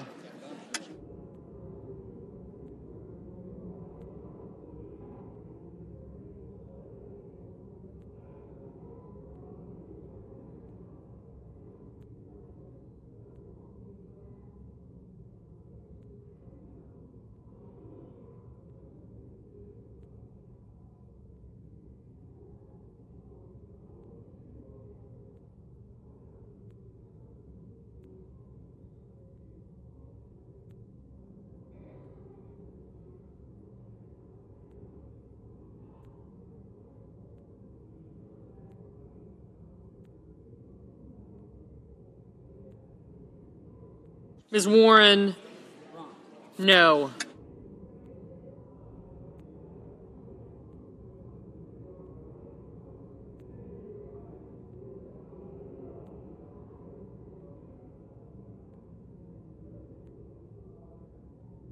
Mr. Murphy, no.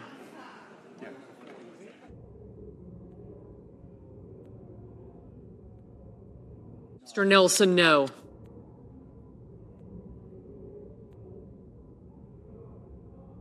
Mr. Daines, aye.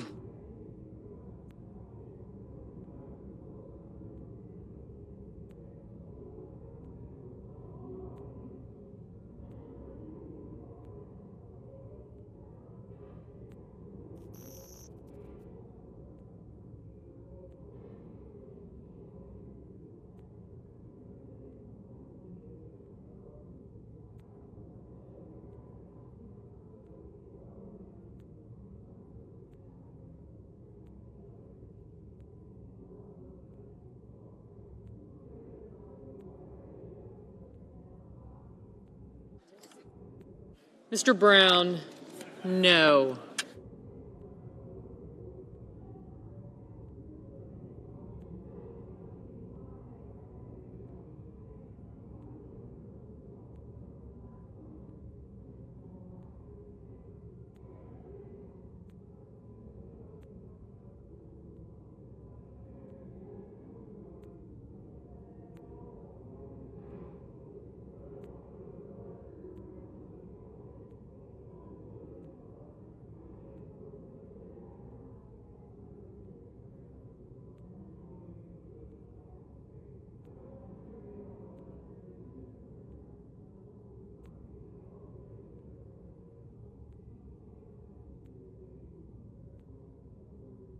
Mr. Flake, no.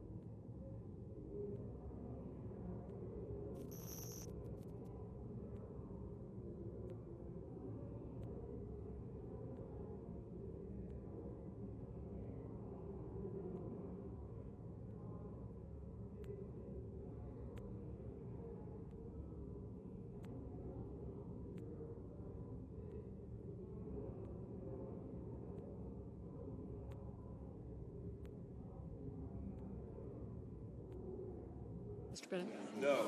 Mr. Bennett? No. Mr. Warner? No. Mr. Blumenthal? No.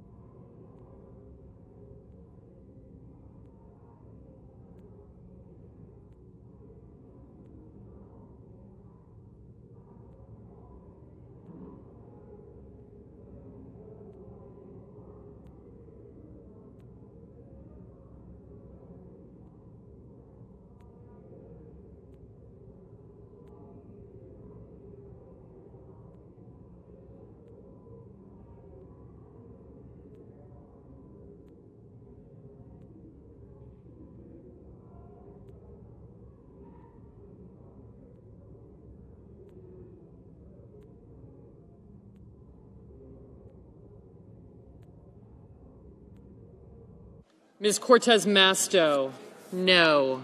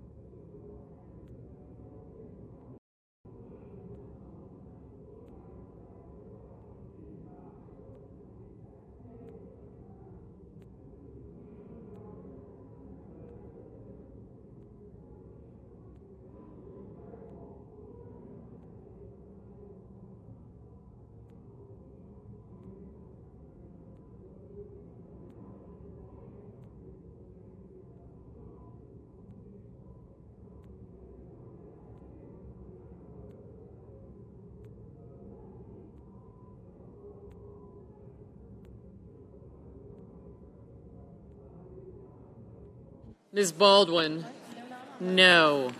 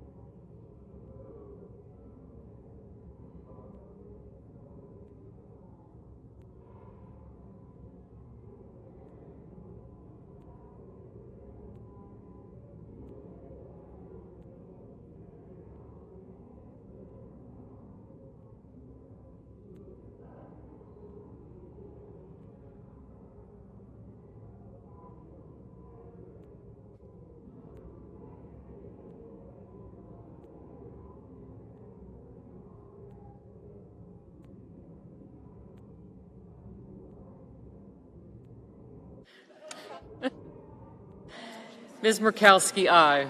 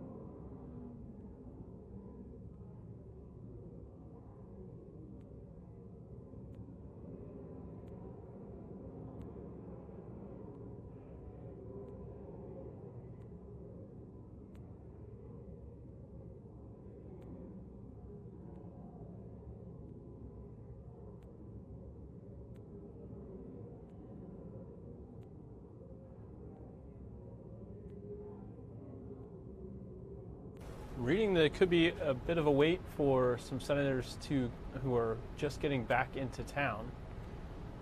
The count, I don't have a firm count right now. I did notice that Senator Flake of Arizona. Ms. Klobuchar, no. The outgoing Arizona Senator Jeff Flake voted, member of the GOP, voted down the vote here. Again, this is a procedural vote on whether or not to open debate on the House bill that includes the amended House bill, which includes $5.7 billion for a border wall and border security. The Senate did pass a clean CR, continuing resolution CR, in recent days. However, the president indicated he would not sign it. That prompted the House to take another vote and pass a bill with the border wall funding, and now the Senate is trying to decide whether or not to open debate. Of course, once they open debate, they could amend the bill or try to pass it the way it is. There would be a cloture vote that requires a 60-vote majority, according to Senate rules. The president has implored Senate Majority Leader Mitch McConnell to use the nuclear option, which means to do away with that 60-vote majority to proceed to a vote. McConnell's office has indicated that the majority leader is not inclined to do that. sounds like Senator McConnell was at the White House this morning to talk with President Trump about the situation and did not come away with a new offer for Senate Democrats. It's essentially the House bill at the moment that they need to take up and make a call on. So we'll hang with this a little bit longer, see if the remaining senators come in. Of course, the GOP has at least a 2-vote majority here over the Democratic caucus. Or stands generally has a 2-vote majority. And so that would give them enough, but we know Senator Flake has Mr. Leahy, down the proposal. No. And we'll see how the rest of the votes come in. But 1 or 2 defections could put it in the hands of the Senate President, which is the Vice President. We'll see how things shake out.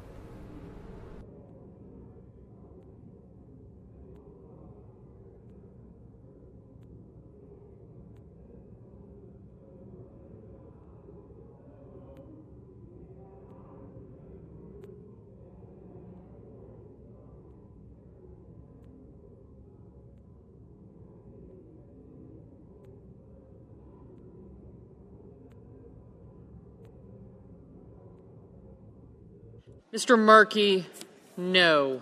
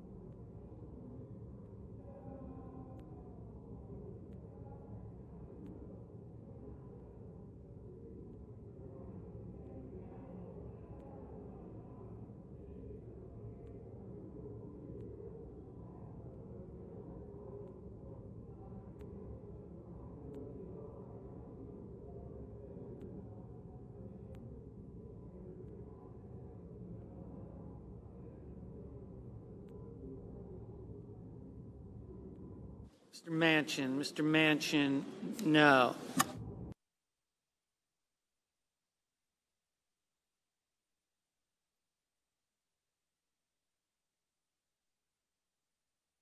All right, it appears, get my microphone here, it appears we are getting tape fed of the president. Looks like it's stuck there for the moment, but it looks like our feed of the Senate went away, and here's videos about the role of the president. Let's stay tuned for that for the moment. Let me check my messages here and see if there's any information on what this is going to be. Yes, this is President Trump at a bill signing delivered remarks about the government shutdown. This will be tape playback.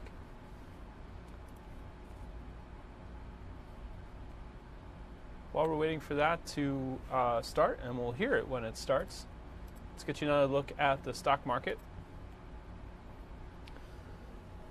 Volatility continues on the stock exchange, down 150 at the moment after being up as much as looked like 200 or 300 there at one point. Dow Jones Industrial at 22,705. Of course, the markets are awaiting news on what happens here with the partial government shutdown that could happen at midnight.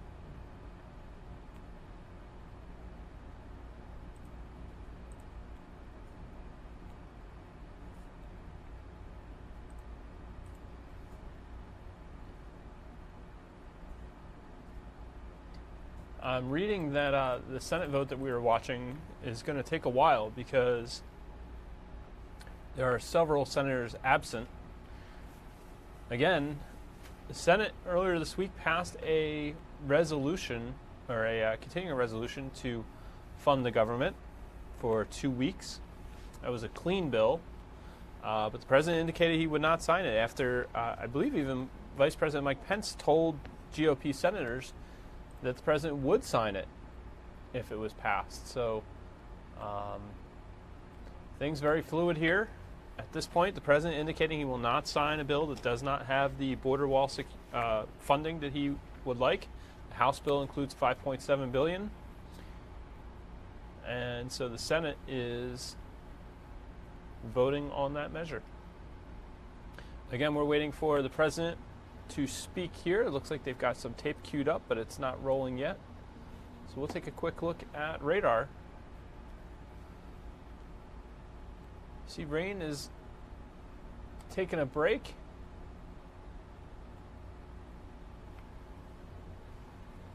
There's winds coming in from the south and the east, bringing some warm, muggy weather. It feels like spring almost out there. A look at the Benjamin Franklin Parkway. We are at 60 degrees in Philadelphia. Dew point is all the way up at 57. So it does feel pretty humid out there. Winds out of the south at 6 miles an hour. So the winds have obviously died down a bit. Let's take a look at those right now. Just 7 in Philly, 12 in Lancaster, 10 in Mount Pocono. Still getting gusts occasionally, 20 miles per hour this hour in Lancaster. But definitely not as strong as they were earlier.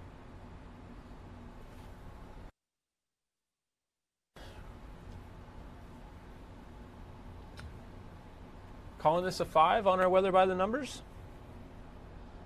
And here's another look at the 7-day forecast while we await the president's remarks there at that bill signing.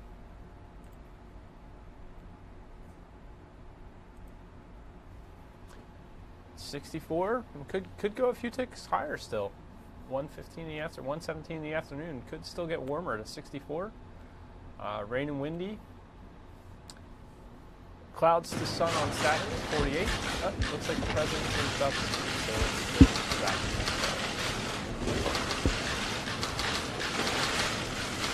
Thank you very much. I appreciate everybody being here. We've had a very busy 2 or 3 days.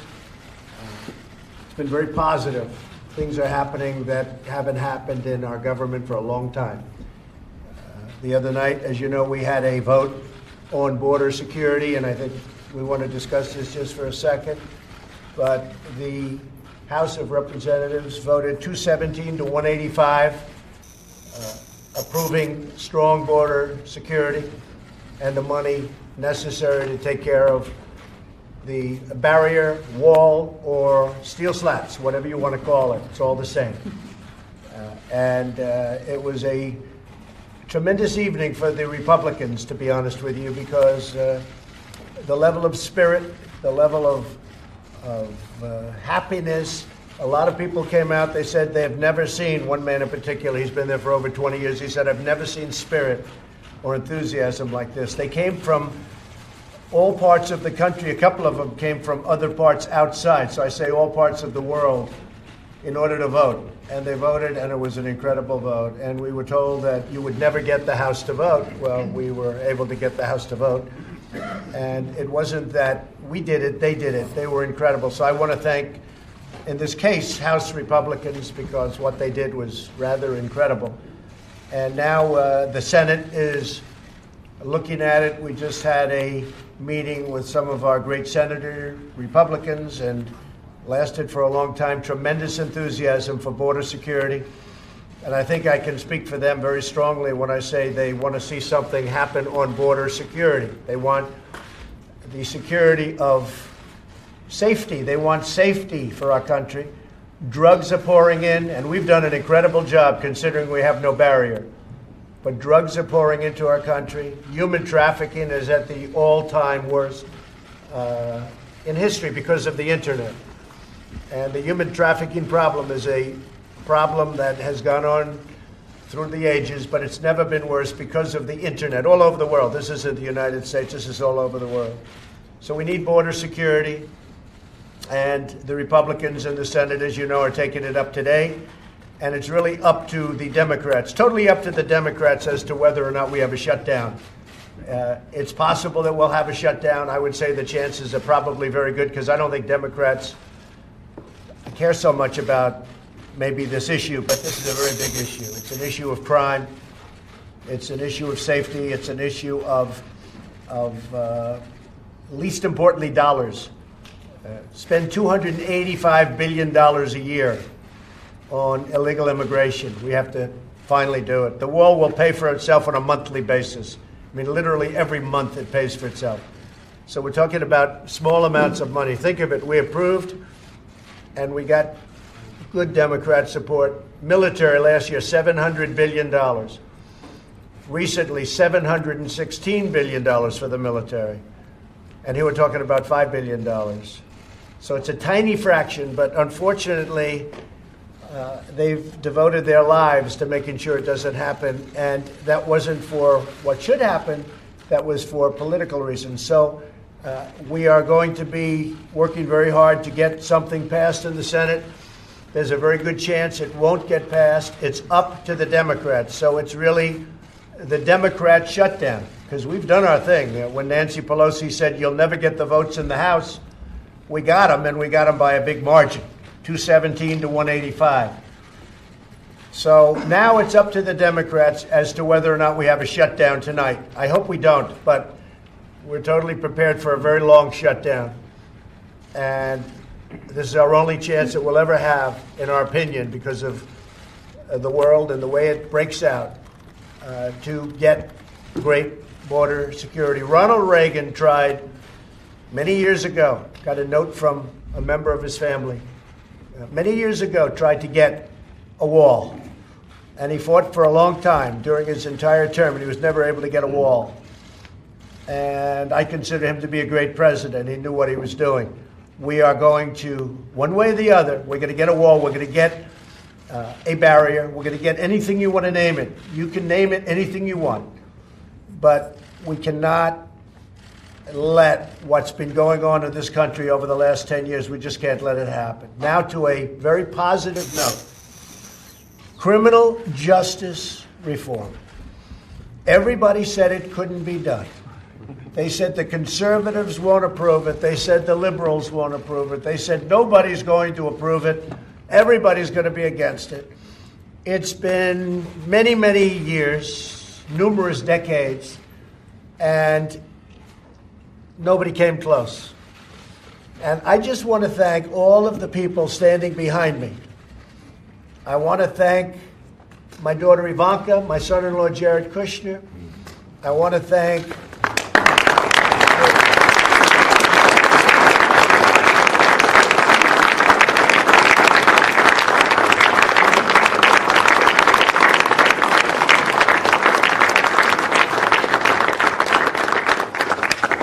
And I have to say, I want to thank Paul and Kevin. I want to thank Mitch. I want to thank Nancy and Chuck, as I say, affectionately, actually.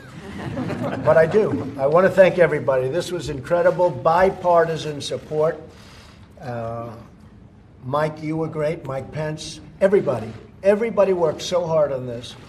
And I look at, behind me, I said, this is a cross-section of everybody in our country. We have everybody here. I won't go into details because I'll get myself into trouble if I go into too many of those details. We have everybody wanting this. We had a few people that didn't, and that's okay. It's impossible to get 100%, but we passed this in the Senate 87-12. That's unheard of. And the one person that missed the vote was actually in Afghanistan doing a very good job, Lindsey Graham. And I think I can honestly say that he would have voted in favor. Lindsey was for it. And so it's 88-12. And then in the House, we passed it 358-36. And you look at this vote, 358-36, you don't have votes like that. Hopefully we can do so well for border security, but it won't happen. Hard to believe, because border security to me is simpler. Criminal justice reform, and I must tell you, I've been a little bit of a student over the last 4 or 5 weeks too, because I started off a little bit on the negative side and said, what does it all mean? And then I'd speak to people that are really involved. I'd look at states. The state of Texas. Texas is a tough state for criminal justice. Very tough. They passed it a long time ago. It's had a huge impact. Kentucky. We have Matt here, or we have Mitch here. Matt. Kentucky passed it. Georgia passed it. And they've had tremendous results. Results that are incredible. And other states also. And other states that are known for being tough on crime, tough on whatever you want to say. So I started looking at it very closely. And when you have somebody put in jail for 54 years because he did something and there's no chance of him coming out, and totally nonviolent, but there was a violation of a rule, that's tough stuff. Alice Johnson, I let her out. She was in jail for 22 years. She had another 28 years. And the crime was, let's say, I think most of you would agree, was not worthy of a 50-year term in prison. And she came out, and I'll never forget the look on her face. She walked out of jail after 22 years, and she was with her family. She was with her family. And they greeted her at the door, and everyone, she had grandsons, big, strong, beautiful guys. They grabbed their grandmother, and they were all crying. Everybody was crying. I said, what a beautiful thing that is. Everybody, big family, everybody, they were gathered around in this large circle, hugging and kissing each other. She was in for 22 years. She had another 28 years to go. There was another case where a judge came to me, good man, and he was mandated to put a young man in jail for 28 approximately years. And he wanted him to go to jail for 2 years. He said he did commit a problem, but he was mandated to put him in jail for 28 years. And he actually left the bench. He quit. He was a highly respected judge and is a respected person. He left the bench. He was so saddened that there was nothing he could do. because this young man was mandated to spend almost a good portion of the rest of his life, about 28 years, in jail. And the judge had no power to do anything about it, yet he was a judge. And he's actually taken up a crusade for this, and he left the bench. He quit as a judge. He said, when I can't give this man 2 years or 5 years, when he has to be in jail for the best part of his life, then I don't want to be a judge anymore. I never forgot it. This was 2 months ago that I met this gentleman, the judge.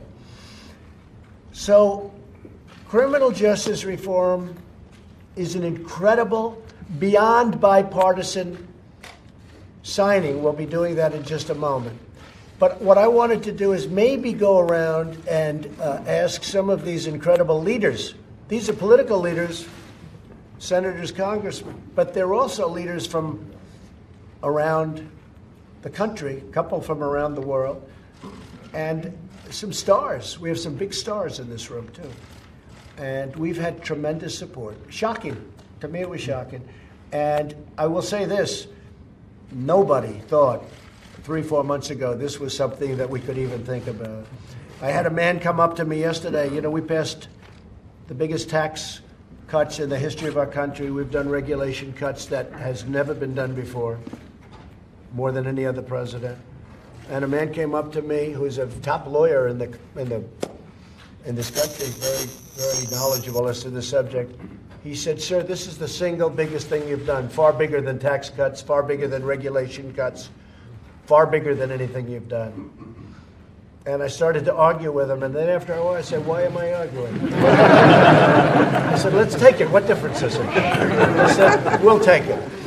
So if I could just go around a little bit, and maybe I'll start with Mike, Vice President, and we'll go around, and if you'd like to say a few words, just essentially raise your hands. But I want to thank you all. I want to thank you all for being here. This is an incredible event, an incredible success for our country. Thank you. Mike Pence? Thank you, Mr. President. And just thank you. I know I'd speak for everyone here when I say thank you for your leadership. Thank you for stepping up for criminal justice reform. We believe the nation is safer.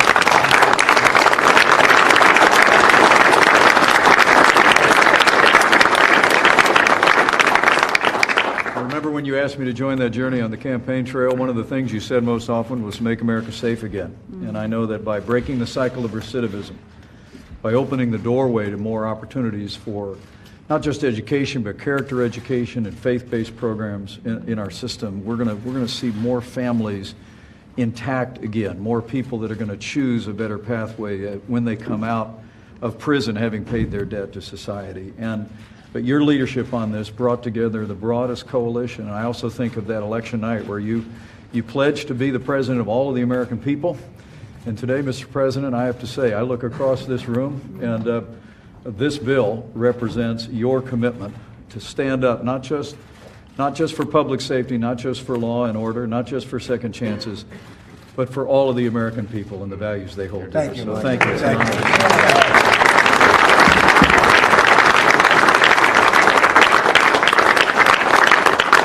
Chuck Grassley has been involved from day one. He is, and he's a tough cookie. He's tough. I said, you mean Grassley likes it? When I heard Grassley likes it, then I really started to get interested in it. Chuck, you want to say a few words? Well, thank you for your support, and this is an example of bipartisanship that people at the grassroots don't see often enough, and so that's a victory right there. We learned from the states that you named that rehabilitation pays off, reduction in crime, productive citizens, and spending less on prisons. Secondly, those of us that voted for these tough mandatory minimums 30 years ago realize that there's some unfairness in it, and I think this legislation will bring fairness to this system of sentencing. So it's a big victory. Thank you. Amen. Well said. Mr. President, I want to commend your leadership on this issue. I mean, this is a coalition you don't see very often in Washington or anyplace else, and it's an example of bipartisan cooperation coming forward in the interest of justice, in the interest of moving our country in a more just direction. There are a lot of people here who've worked incredibly hard. I'll say your son-in-law, Jared, poured his heart into this.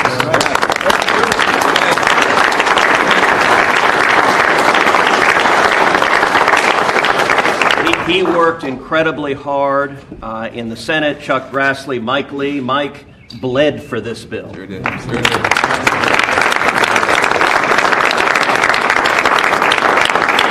And on the Democratic side in the Senate, Dick Durbin worked very hard for this bill, and he was willing to reach compromise, which had he dug in, we wouldn't be here today. But because we were willing to reach compromise, this bill, I think, draws an important line where it grants relief to nonviolent offenders, people who haven't committed crimes of violence, but at the same time, it keeps violent criminals in prison. It keeps murderers and rapists in prison, and it focuses our law enforcement where we want to be focused, which is on the really bad guys, on the people who are committing crimes of violence. That's where law enforcement should be focused. Right now, there are far too many young men, particularly tragically young black men, who find themselves decades in prison for a nonviolent crime. This bill corrects this, and it's a great step in the direction of justice. Thank you, Ted, very much. That's very nice.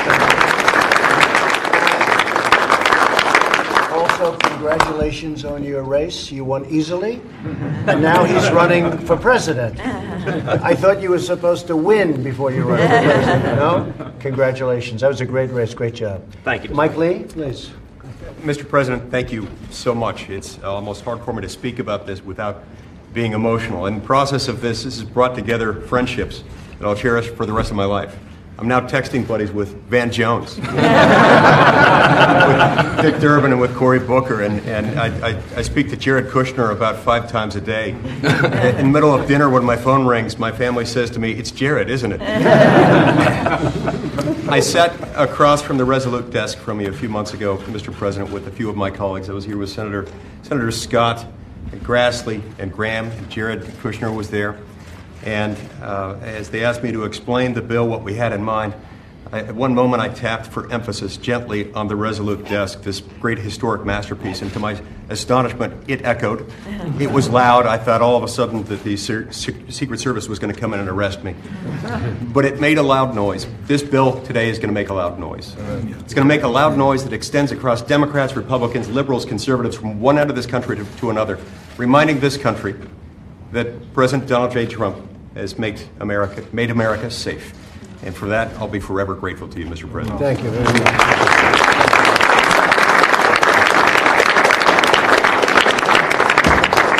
Van, go ahead, please. Mr. President, there's nothing more important than freedom. Yep. There's nothing more important than freedom. That's what America was founded on. That's what the Civil Rights Movement was founded on. Civil War was fought over. Women's rights, all the great movements about freedom. And this is a movement that's about freedom. In a country that is a democracy, we have the right to disagree. And we get to disagree. Dictatorship, you can't disagree. Dictatorship, you have to agree. We get to disagree. And where we disagree, on immigration, on foreign policy, climate change, we should fight hard. But we have a responsibility where we do agree to work together hard. And the freedom of people who are trapped in a broken system, the freedom of people who are trapped in addiction, the freedom of people who are trapped in poverty, those are the people that your opportunity zones are targeted at, your opioid policy is targeted at, and your criminal justice policy is targeted at.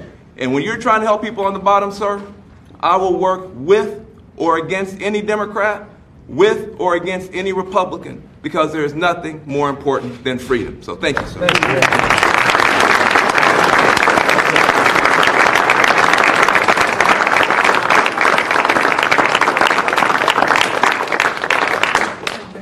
Matt? I would just say this from the perspective of a governor of a state where this touches people at the ground level.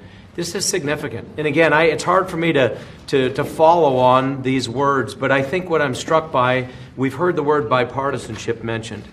This transcends partisanship. I think that's why, honestly, the sense of goodwill that this creates, the reason it was so overwhelming is that it's not a partisan issue.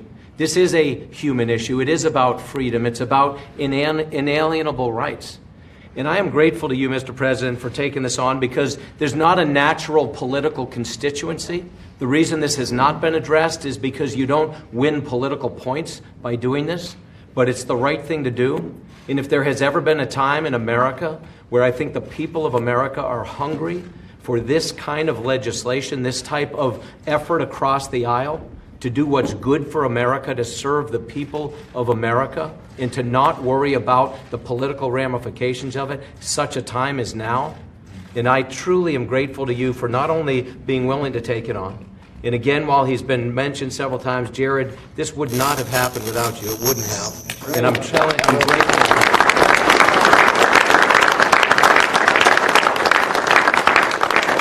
Grateful for the fact that folks like you have taken it on, have withstood all the critics, all the nattering nabobs of negativism that have applied to this. And I truly appreciate you not being dissuaded, but to carrying it forward. And for your leadership on this, this gentleman that told you this may be the greatest thing, we have now taken people who, whether they were intended to be or not, had been relegated to second and third class citizenship in America, and they're a legion, and we have now given them the opportunity and their families and communities to believe that there is hope, that there is the possibility of freedom, and that justice will be served, and it wouldn't have happened without you, and I'm grateful. That's Thank you. Thank you. Thank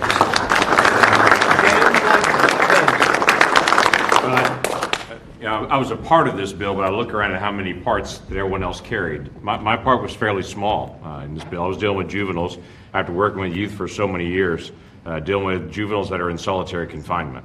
And how do we manage that? And that's something Cory Booker and I have worked together on for a couple of years, to be able to include that in this bill. And then the second thing for me was faith-based groups. Faith-based groups in our state penitentiaries have had tremendous success in reaching out of all faiths, of all backgrounds, trying to be able to engage in working with recidivism, but they've been blocked from our federal penitentiaries. So this gives the options for those faith-based groups that have done so much in our state penitentiaries to now work with our federal penitentiaries and to be able to help these folks. And we have 40,000 people a year that are coming out of federal penitentiaries. We should do whatever we can to be able to help those folks re-engage in our community and with their families and with their faith.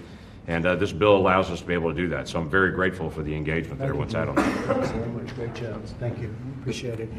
Bob Goodlatte, please. Yes. Go ahead, Ben. I just would be remiss. There are 2 or 3 people here who you don't know their names, but Topeka Sam is here. She is one of the great formerly incarcerated leaders. She's here. Jessica Jackson. I just want to make sure she gets at least a chance to shake your hand. Oh, give her a round of applause. I'll give you a second. Did you give up your place, Bob Goodlatte? Okay, we're going to have somebody that's really good, right? But you're going to get right back to Topeka, please. Yes, well, thank you first, Mr. President, Mr. Vice President, Jared, Ivanka, for this moment. It's very emotional for me. I want to give all glory to God. Because God is why we are standing here together right now. When I was in federal prison for 3 years, there was no hope. There was no programming. There was nothing for anyone. We didn't have, as a woman who was incarcerated, we fought to make sure we had sanitary napkins and hygiene products to us. There's sisters like Pamela Wynn who lost her baby because she was shackled during child labor. And now this will all end.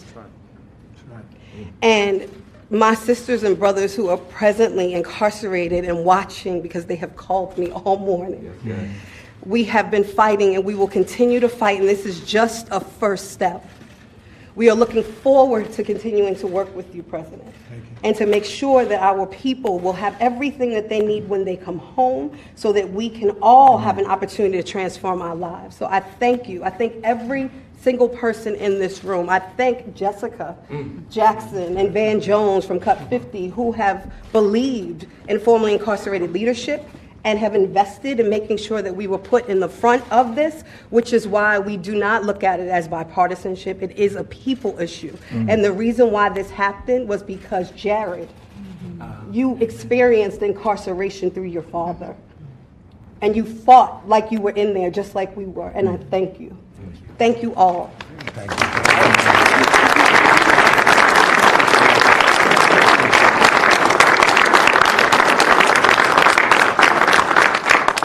I want to get to the other two too, Van, because you were so good. I want to hear the other two. She'll be running for president. Bob Goodlatte, please. Mr. President, you have me follow this wonderful lady, but I want to follow what she said. You know, Christmas and Hanukkah is a season of hope. And with the signing of this bill today, right before Christmas, you are giving hope to hundreds of thousands of Americans. When you count their families, really millions of Americans. And it's been a long time in coming.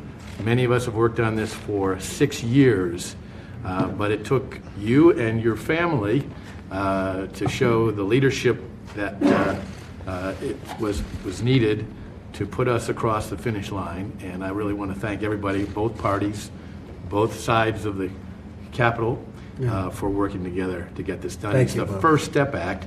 There's much more that can be done in criminal justice reform, and I hope we think of that as the first step. And we have started that. We'll call it phase 2, but it's already begun.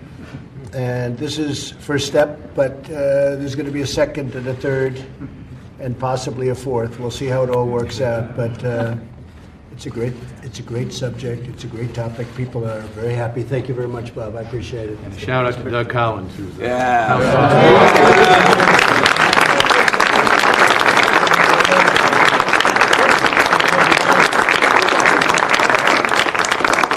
Mr. President, thank you for what.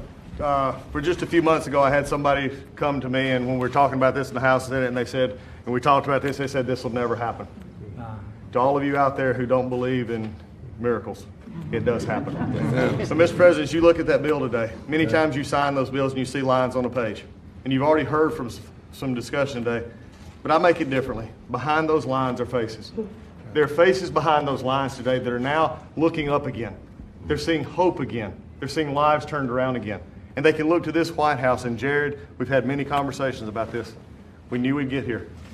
The group that surrounded you, Mr. President, support this. They support what you have done and are so appreciative for the fact that you opened yourself up to say, here's something that can help people. And in this time of the year, this makes it all the while. The faces behind that bill will forever be grateful. And that's why we're here today. It's beautiful. Thank you. Thank you.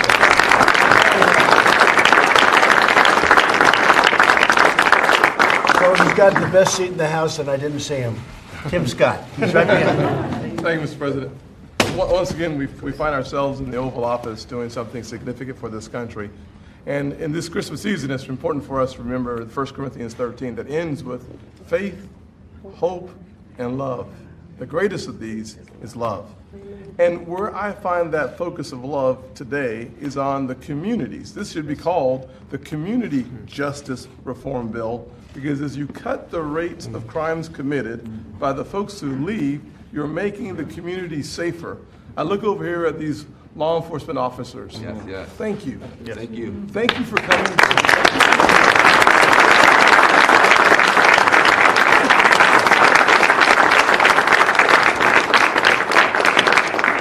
Thank you for coming to the table. There's one thing that is crystal clear to all Americans. President Trump is a powerful president who believes in law and order.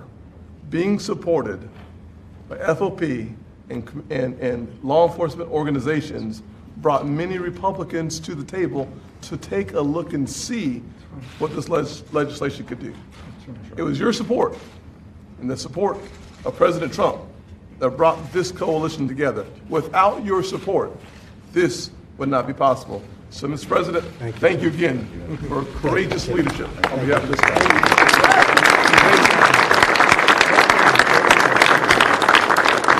She's Kevin back there. Just for you, Kevin, please. Well, Congratulations. I want you to sign the bill, so I don't know. I think the season that we are, this bill embodies why this country was created. Yes, we believe in law, but we also believe in second chances. That's right. We also believe in the individual. And we believe it doesn't matter where you're born or where you come from. You have hope in this country and you have an opportunity. And I do want to give you credit because a lot of administrations have tried. And if I could yield any time, I would yield to Jared. Because he did not have a vote in this, but he had a voice in this. And the tenacity you kept and never getting down, I think, and the ability to bring people together. There's not very many times that we're all like this from different walks of the aisle, but we're all excited because of the spirit of what this does. And I would yield you. Yes, I like that.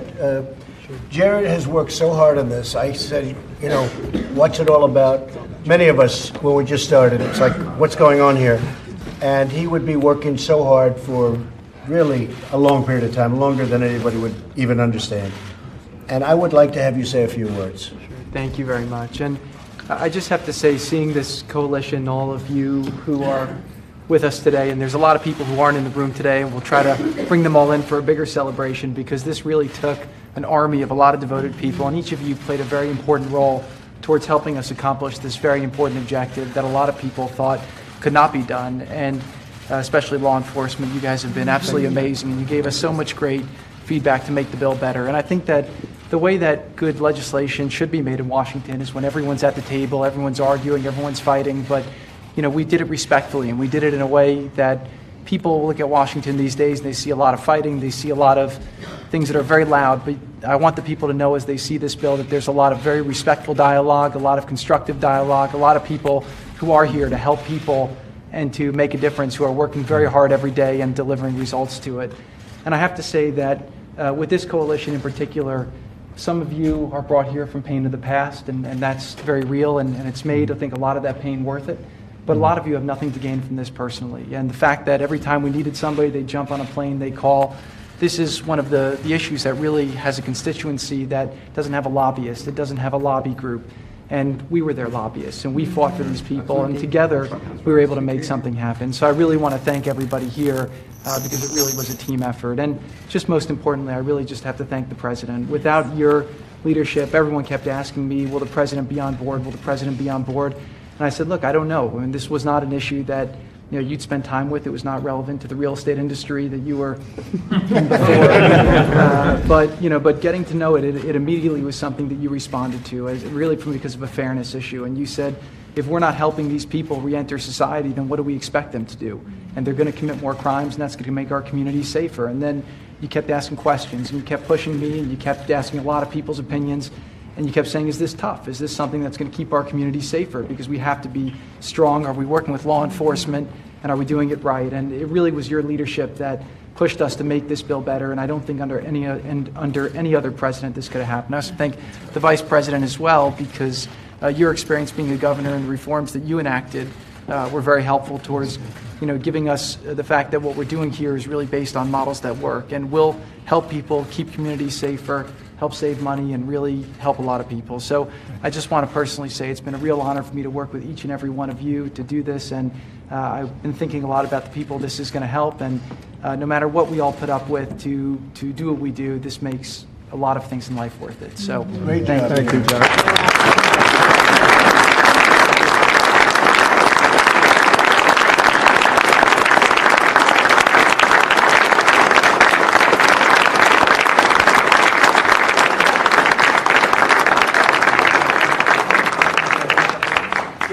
Can I ask Pat Nolan? Yeah.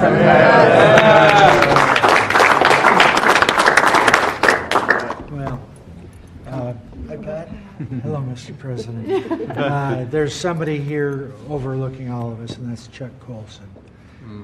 He was a lonely voice among conservatives saying we had to reform the criminal justice system. That's great. And he was so... I'm sure he's smiling down from heaven. I talked to his widow, Patty, 2 nights ago, and she said to give you her best and her thanks for it. And Jared is just a superstar. I'm impressed with him so much. God bless you. Thank you very much.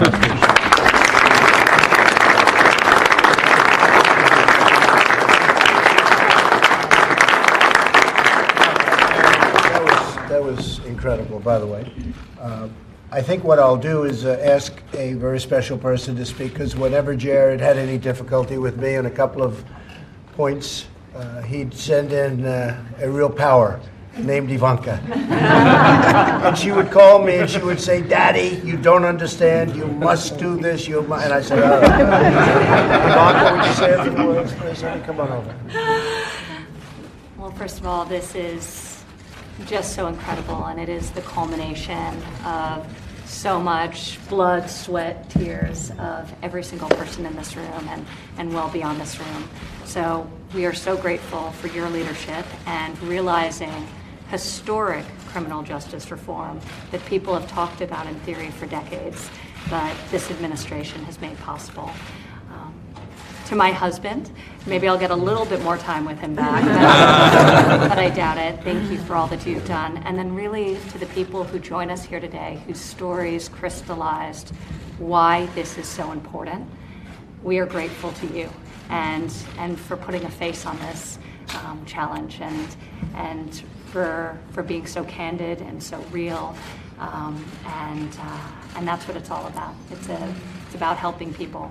You campaigned for the forgotten men and women of this country, and there's nobody more forgotten than those who are in our system, have done their time and left the system, and giving them pathways to be able to provide for their families and thrive is what this is all about. So thank you for the honor of working on that. Great job. Thank you.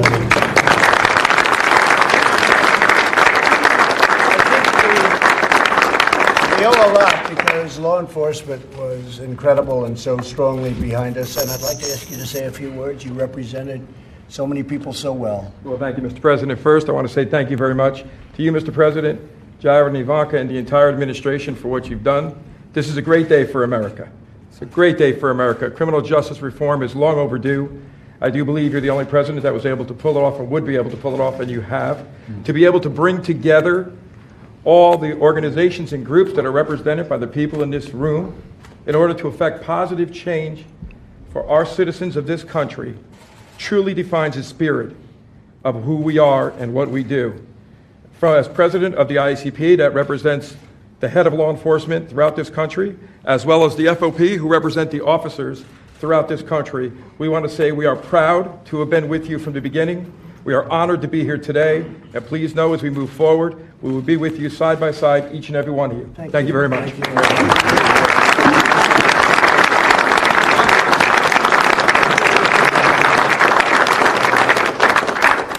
Mr. President, on behalf of the 800,000 uniformed police officers in the country, we're glad that people are starting to listen to our voice and listen to what we face every day on the streets. We as an organization and the chief know that our ability to work with the community is based on fairness and justice. And we have not had a fair and just system. And law enforcement is just one small part of the criminal justice system. And if we're able to start breaking these cycles of violence, the cycle of recidivism, and continue to work on the systemic poverty in our country that causes a lot of the crime, we see good things to happen. We want to thank you for your leadership. We also want to thank you for sitting behind that desk and listening to the people on the street that are doing this job every day. It's refreshing. Thank you, thank you, sir.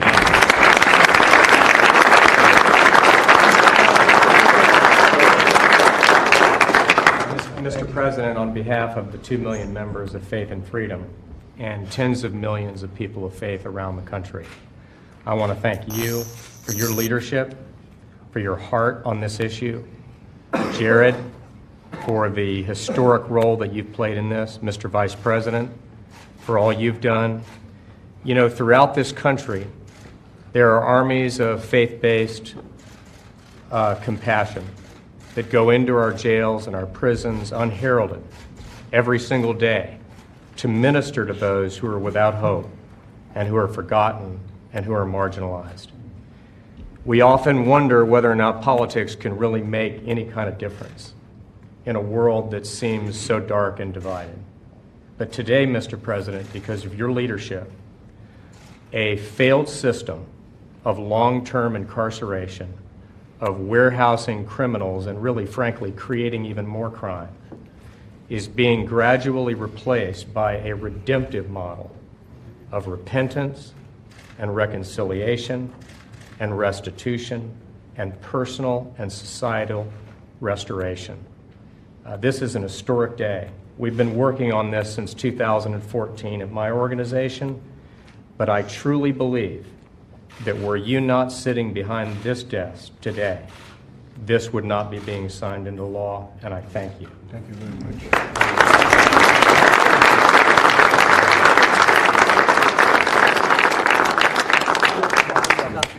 Mr. President, there are two bills you're going to sign today. One of them is juvenile justice reform, and this is another bill that has been being worked on for a long, long time. And our hope is that with this reform, we will be able to reduce the number of young people who find themselves caught up in a system that leads to nowhere, and that we're able to get those young people going in the right direction. And I would like to yield to my colleague, Bobby Scott, who has worked so hard on this for so long. Good. Thank you.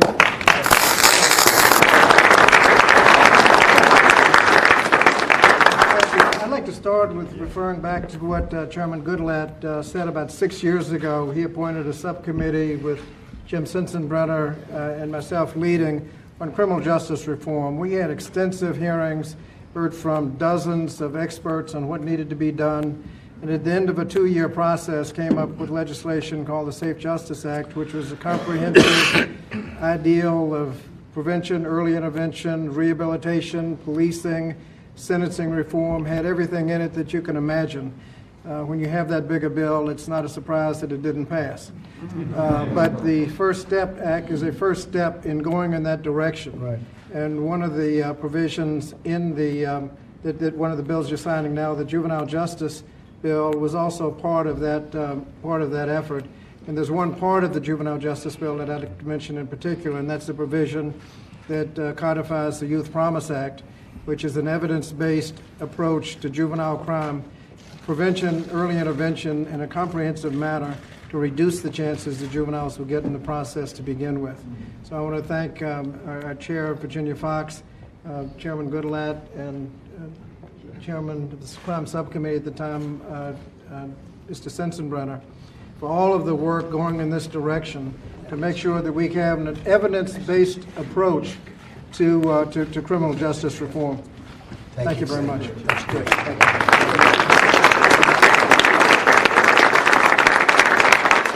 I'd like to hear from your two girlfriends or your two friends that are here. You were so good. Jessica. You were better than all of the politicians. So maybe your friends could just say a couple of words. All right. Thank you, Mr. President. I just want to say thank you so much. This is about more than just a bill signing. When I was 22 years old, I stood in a courtroom holding my 2-month-old daughter and watching my husband go to prison. I felt so alone and so ashamed and so scared. And there are millions of Americans who have that feeling right now. And right now, all that goes away. Because if you look around this room, we have not only Hakeem Jeffries and Doug Collins who got this started in the House. We have the American Conservative Union. We have Jared Kushner. We've got senators, politicians, lawmakers. We've got the President of the United States standing with those people. We're not alone anymore. We're not alone.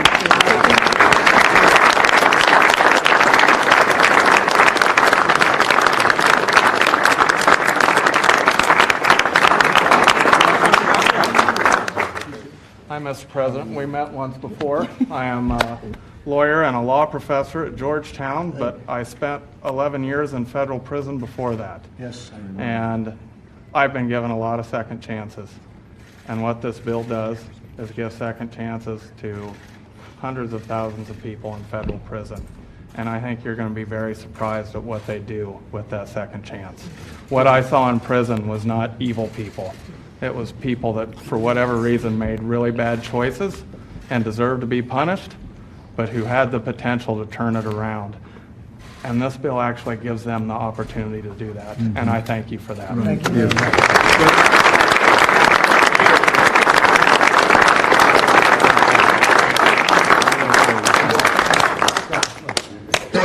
My name is John Kufos, and I have the blessing of being the National Director of Reentry Initiatives at Right on Crime.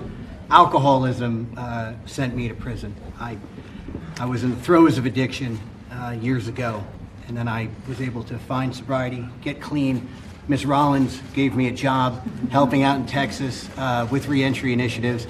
Jared and Ivanka have been so wonderful here to me to put this policy forward. And I want to tell you, Mr. President, what this is going to lead to jobs. We're going to make folks job ready, right, to respond to the record low unemployment. We're going to make sure that people who may have not been contributing to taxes or paying taxes, they're going to redeem their lives and they're going to be reunified with their family. God bless you and thank you. Very much. I appreciate it.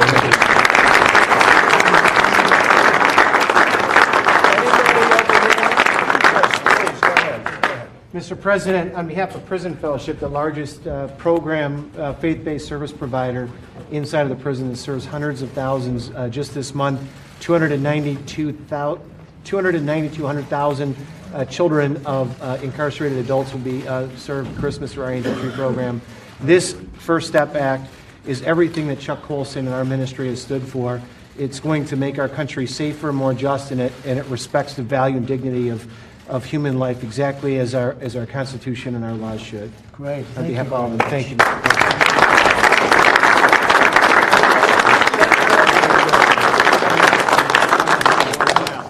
This is what Washington should feel like every day. Would you like to say something, Senator?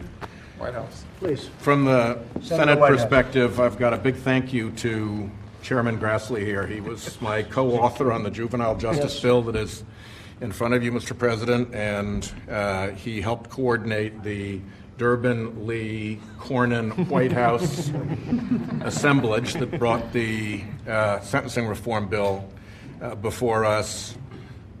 The Senate is an unusual institution. That's true. It has some old school traditions that are important from time to time. And Chuck Grassley is an old school chairman who used his old school chairman authority and power to make sure that this stayed together until it could move, and when it could move, to make sure that it did move. It was old school Senate work at its very best.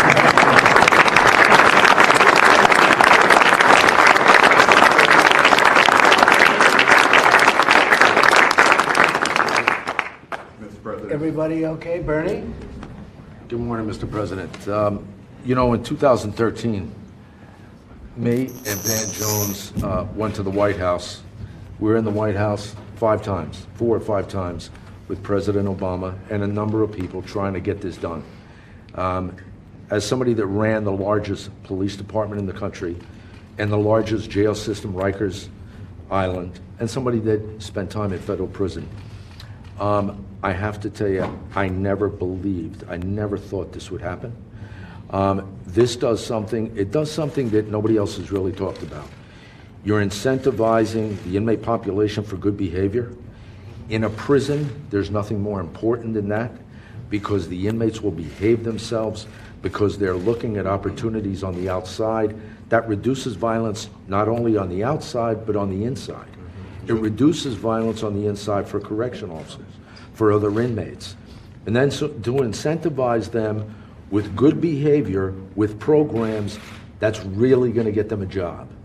You know, they have programs in federal institutions of the past, crocheting, knitting. That stuff doesn't get anybody a job on the outside. We have an opportunity now, as a result of your support, to get people trained on the inside, so when they get out, they can get a real job, real work, and go back to their families, reducing recidivism on the outside, reducing violence on the inside. And like I said, I can assure you, Van and I never thought that this would pass in this administration. When you came into office, people said, it's done. It's never going to happen. And my last thanks has to go to Jared, who I have this constant dialogue with. He's done a tremendous job. I can't say enough about what he's done, and the rest of the people in this room. Thank you, Brian. Thank you, sir.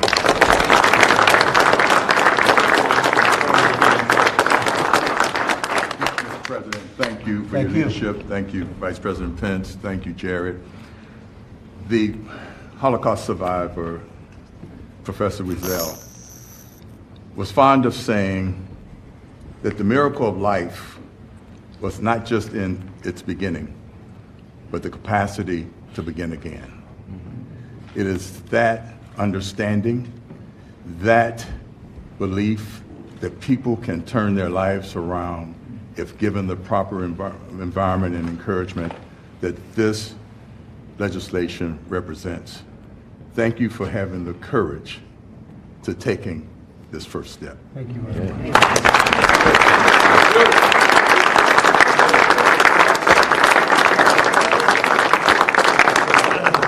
Mr. President, it's been an honor to serve you in this White House. And, it's very humbling, to see the courage that you really put in your team and your staff and let us be able to go negotiate this on your behalf. Coming from a single-parent household in Cleveland, Ohio, I never imagined being able to serve my country in the White House. And more importantly, I've been able to tell the story of a lot of people I grew up with without parents who were caught up in the system. And the work we're doing here gives those individuals hope. And in concert with some of the other work that we're doing on opportunity zones and workforce, we have a real opportunity to do some real revitalization in parts of America that haven't been touched in 40 years. And so thank you for allowing me to be a part of that and to work with this wonderful coalition. This is the first step, and I hope we can continue to move the football down the field and help make America great again. We will.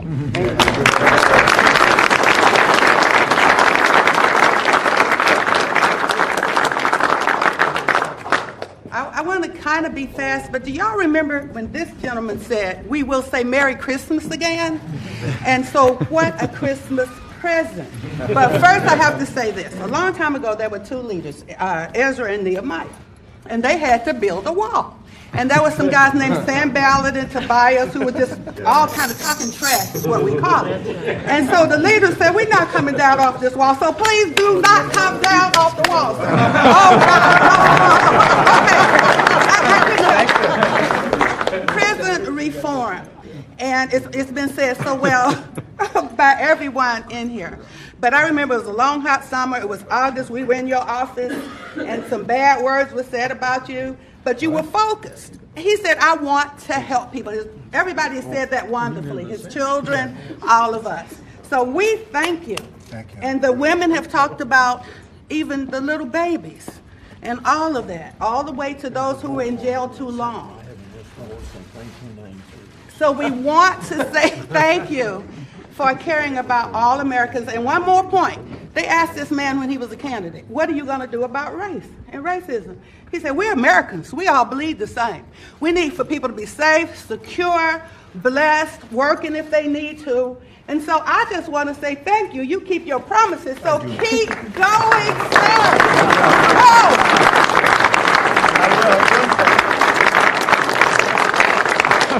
Chuck Grassley just said, "Sir, there's a vote going on in the Senate, and I haven't missed a vote since 1993. Is that true?" Get out of here, Chuck. Go ahead. Go. Well, what's that bill?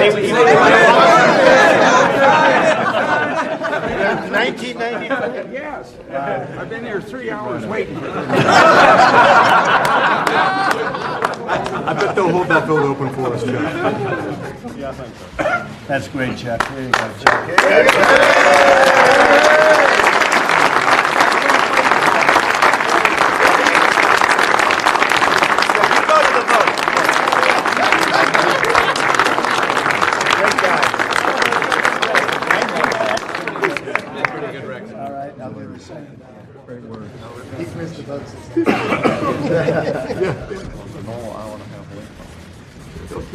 Worth the wait, worth the wait. There we go. Thank you,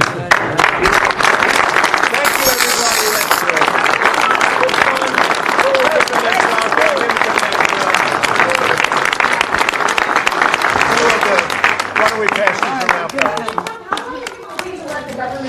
Excuse me? Celebrate the moment. I'll be honest. This is such an incredible moment, what we've just done. Criminal justice reform, that I just don't think it's appropriate to be talking about anything else.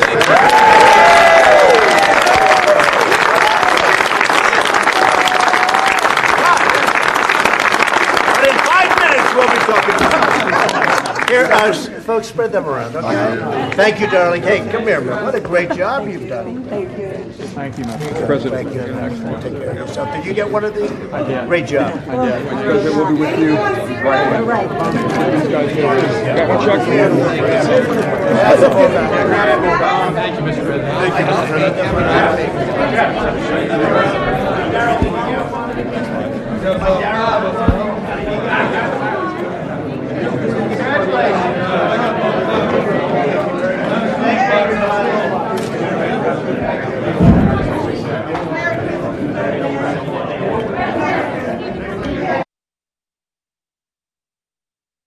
You've been watching President Trump signing the criminal justice reform bill. That was tape delay, about 55 minutes of tape delay, as it turns out. We were watching before that the Senate vote. There's a Senate procedural vote to proceed with the House bill that would put $5 billion towards a border wall. That vote is being held open. They are awaiting senators to return. I know that at least one GOP senator has voted against the measure, so if another one does, they could require the vote of Vice President Mike Pence to break that tie. So that's going on. I believe that at the end of that tape delay, some of the senators were heading to vote, to take part in that vote. So, criminal justice reform bill signed there. President giving lots of credit to his son-in-law and daughter, Ivanka and Jared Kushner, and lots of other senators and representatives and others talking about the bill's importance, giving hope to people who were currently incarcerated in prisons and jails. So a big step there. Let's take a quick look at the stock market before we sign off. Right now it's down a little over a percentage point at 240 down. Dow Jones Industrial Average at 22,617. And here's a look at radar. We talked about the rain that's been moving through our area. Now we're currently in a dry slot. We do expect some rain again later today.